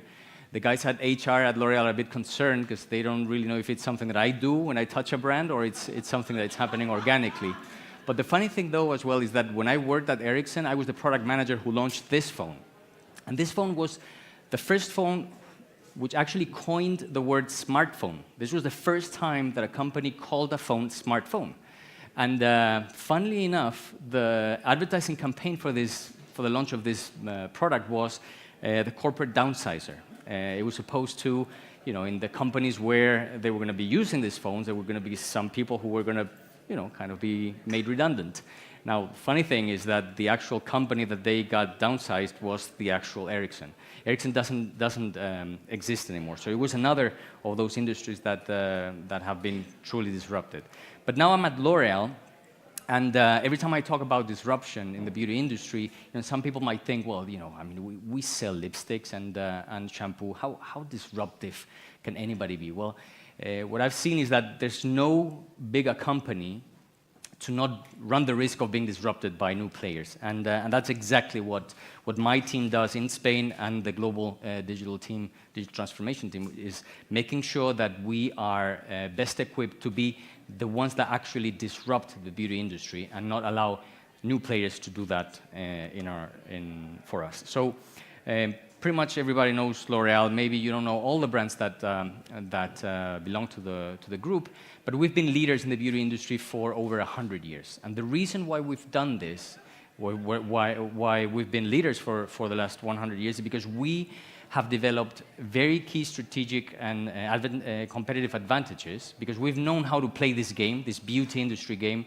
very well, and we've played our competitive advantages. Now, the thing is that we're living in a time where those competitive advantages are not valid anymore. We're seeing new players that are disrupting because they know how to play the new game. The rules have changed, and there's new players that know how to play this new game, and they are the ones who are going to develop the new competitive advantages. So what are those 3 big things that we've built, those competitive advantages that we've built our leadership on for the last 100 years? First is our ability to build really strong brands. We have 34 of the best beauty brands in the world. Now, how do you build brands in the old school, in the old business model, with the old game rules? Well, basically, it was a matter of media budgets. So your competitive advantage was building big media budgets so you can shout louder than anybody else that your brands were the strongest of the market. Now, what we're seeing is that the rules of that game, of the brand building game, are changing, and we're seeing new brands that are coming up that are disrupting the industry, which don't invest a single dollar or euro in advertising. These are what we call the digital native brands, and these are brands that are eating a little bit of our lunch every single year, and we're seeing that their business model for building those brands is extremely organic, no single media investment. So now it's not a matter of investing more media budget than anybody else, that you can still build very strong brands without doing that.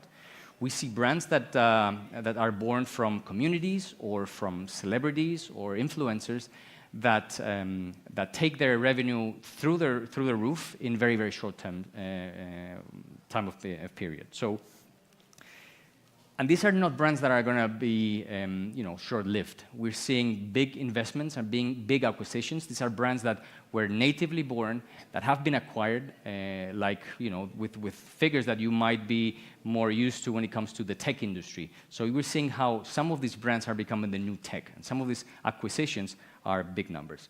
So that's why this first competitive advantage that we've been enjoying for 100 years is not enough.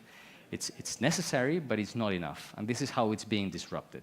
Now, the second competitive advantage is our ability to develop the best beauty products. We have been investing in R&D for many, many years, and we do have the best beauty products in the industry, and that's why we've been leading this industry for so long. Now, what happens now is that the definition of what a beauty product is exploded, and it's not just about the physical attributes of a product, a lipstick or a shampoo. It's also the services that surround that product. Services like, how do I find out about this product? How do I understand how this product is used? How can I try this product? How can I buy this product? How can I replace this product when it's done? How can I rate this product if I like? So all these things are part of the new definition of what a beauty product is. One of the things that L'Oréal is doing, so we've been acquiring beauty brands for many, many years. The last acquisition of the group is the first time it's not a beauty brand. It's a technology company, which is called Modiface. And it's not just a gimmick that we've just bought a technology for the sake of it. It's a declaration of what is the definition of a beauty product for us. So what this technology does is, through image recognition and artificial intelligence, allows you with augmented reality to be able to test beauty products on yourself. The application for makeup is pretty obvious, but we're also innovating in how to use artificial intelligence and neural networks to improve that experience. Because at the end of the day, it's that experience that will be the new product. Or things like developing devices and sensors that accompany you in the usage of a product. If we have two sunscreens, in this case La Roche-Posay, which is one of the brands that we own, if you have two exact same products with the same attributes, same formulation, would you rather buy one product that you can use, or you buy the product with the experience of, in this case, is a sensor that will monitor the exposure that you have to sun rays and will measure the risk of some sun diseases, some skin diseases based on the exposure. So at the end of the day, it's really about the product being the entire experience, even if it includes, not necessarily just the product, but a sensor or a device. So we're going to be seeing many more developments in terms of services, devices, and sensors as well in the beauty industry. And that is because, at the end of the day, the consumer wants personalization. And the beauty industry has been typically a mass industry. But what we're seeing now as well is that with sensors, we can take a diagnosis of skin, hair, whatever it is, and then assemble the final product on the spot. This is an example of a foundation. One of the key reasons to buy a foundation is that you find the tone that matches your skin tone. And the way that brands like Lancôme has done that in the past is that we produce as many tones as possible so you can find easily the one that matches your own skin tone. Now, that obviously has an impact in the business model, which is producing lots of different foundation tones, shipping them, storing them, replacing them, selling them, etc. So it's extremely inefficient. What we're doing now is with sensor technology, we assemble the final product on the spot so that the only thing that we ship, produce, etc. is the raw ingredients, so to speak, and then the final product is assembled there. It is a premium experience for a brand like Lancôme, but that's because the technology is still not developed to scale. But we see that it'll happen just like with 3D printing, where 5 years ago it was reserved for they were very expensive and they were very bulky, but now for $200 you can have a MakerBot in your house. This is probably what will happen as well with this type of technology, and we'll start seeing that in other products, not just luxury skincare in luxury retailers. We're also what happens as well with the disruption of what the product is that we're seeing that the competitor set of L'Oréal is now broader. It's not just the other groups or brands or companies who produced as well beauty products, but suddenly people like this. This is Mink. It's a 3D printer for makeup. So is this a competitor? Is this a platform? If every single bathroom would have one of these printers, what would the business model for L'Oréal be? Would we suddenly be, instead of selling lipstick, would we sell formulas? Would we email formulas? Will we sell raw materials, maybe? I don't know, but this is something we definitely need to understand because our competitive set is suddenly completely wide open. And the third big competitive advantage that we've been enjoying for a long time is big agreements with distribution channels.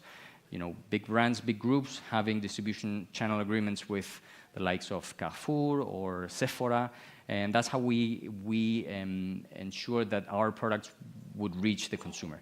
Now, what happens as well with technology now is that you don't need those big agreements with distribution channels, distribution partners, but there's these brands and these newcomers and new players that are developing their own direct channels.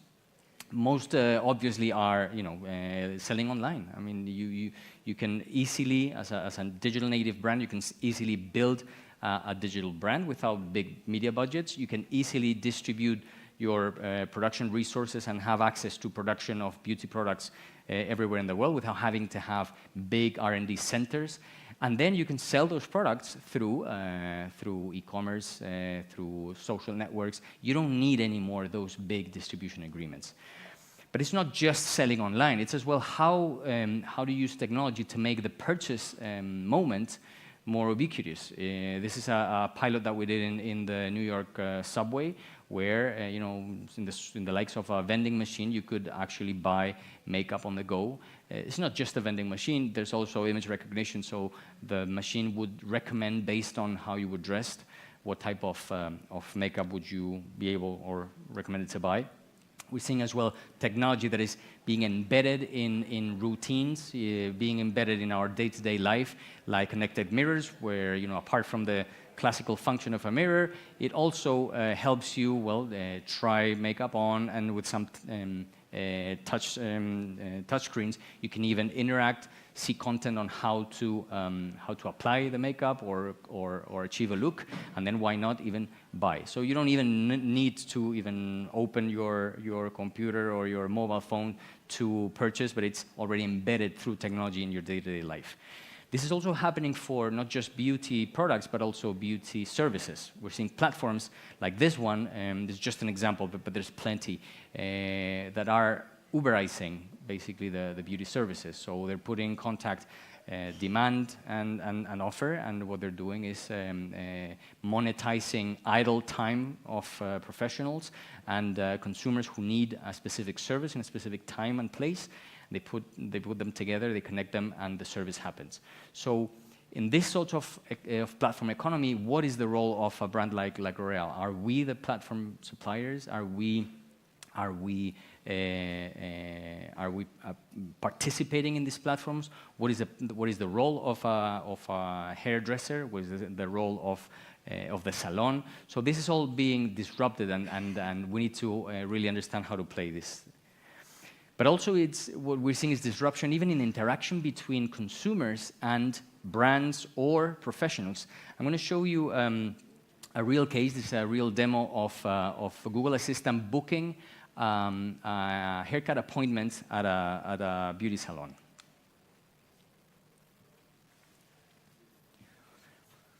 Let's say you want to ask Google to make you a haircut appointment. So what you're going to hear is the Google Assistant actually calling a real salon to schedule the appointment for you. So how can I help you? Hi, I'm calling to book a woman's haircut for a client. I'm looking for something on May 3rd. Sure, give me 1 second. Mm-hmm. Sure, what time are you looking for around? At 12 p.m.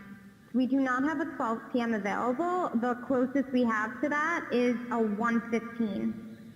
Do you have anything between 10 a.m. and 12 p.m.? Depending on what service she would like. What service is she looking for? Just a woman's haircut for now. Okay, we have at 10 o'clock. 10 a.m. is fine. Okay, what's her first name? The first name is Lisa. Okay, perfect. So I will see Lisa at 10 o'clock on May 3rd. Okay, great. Thanks. Great. Have a great day. Bye.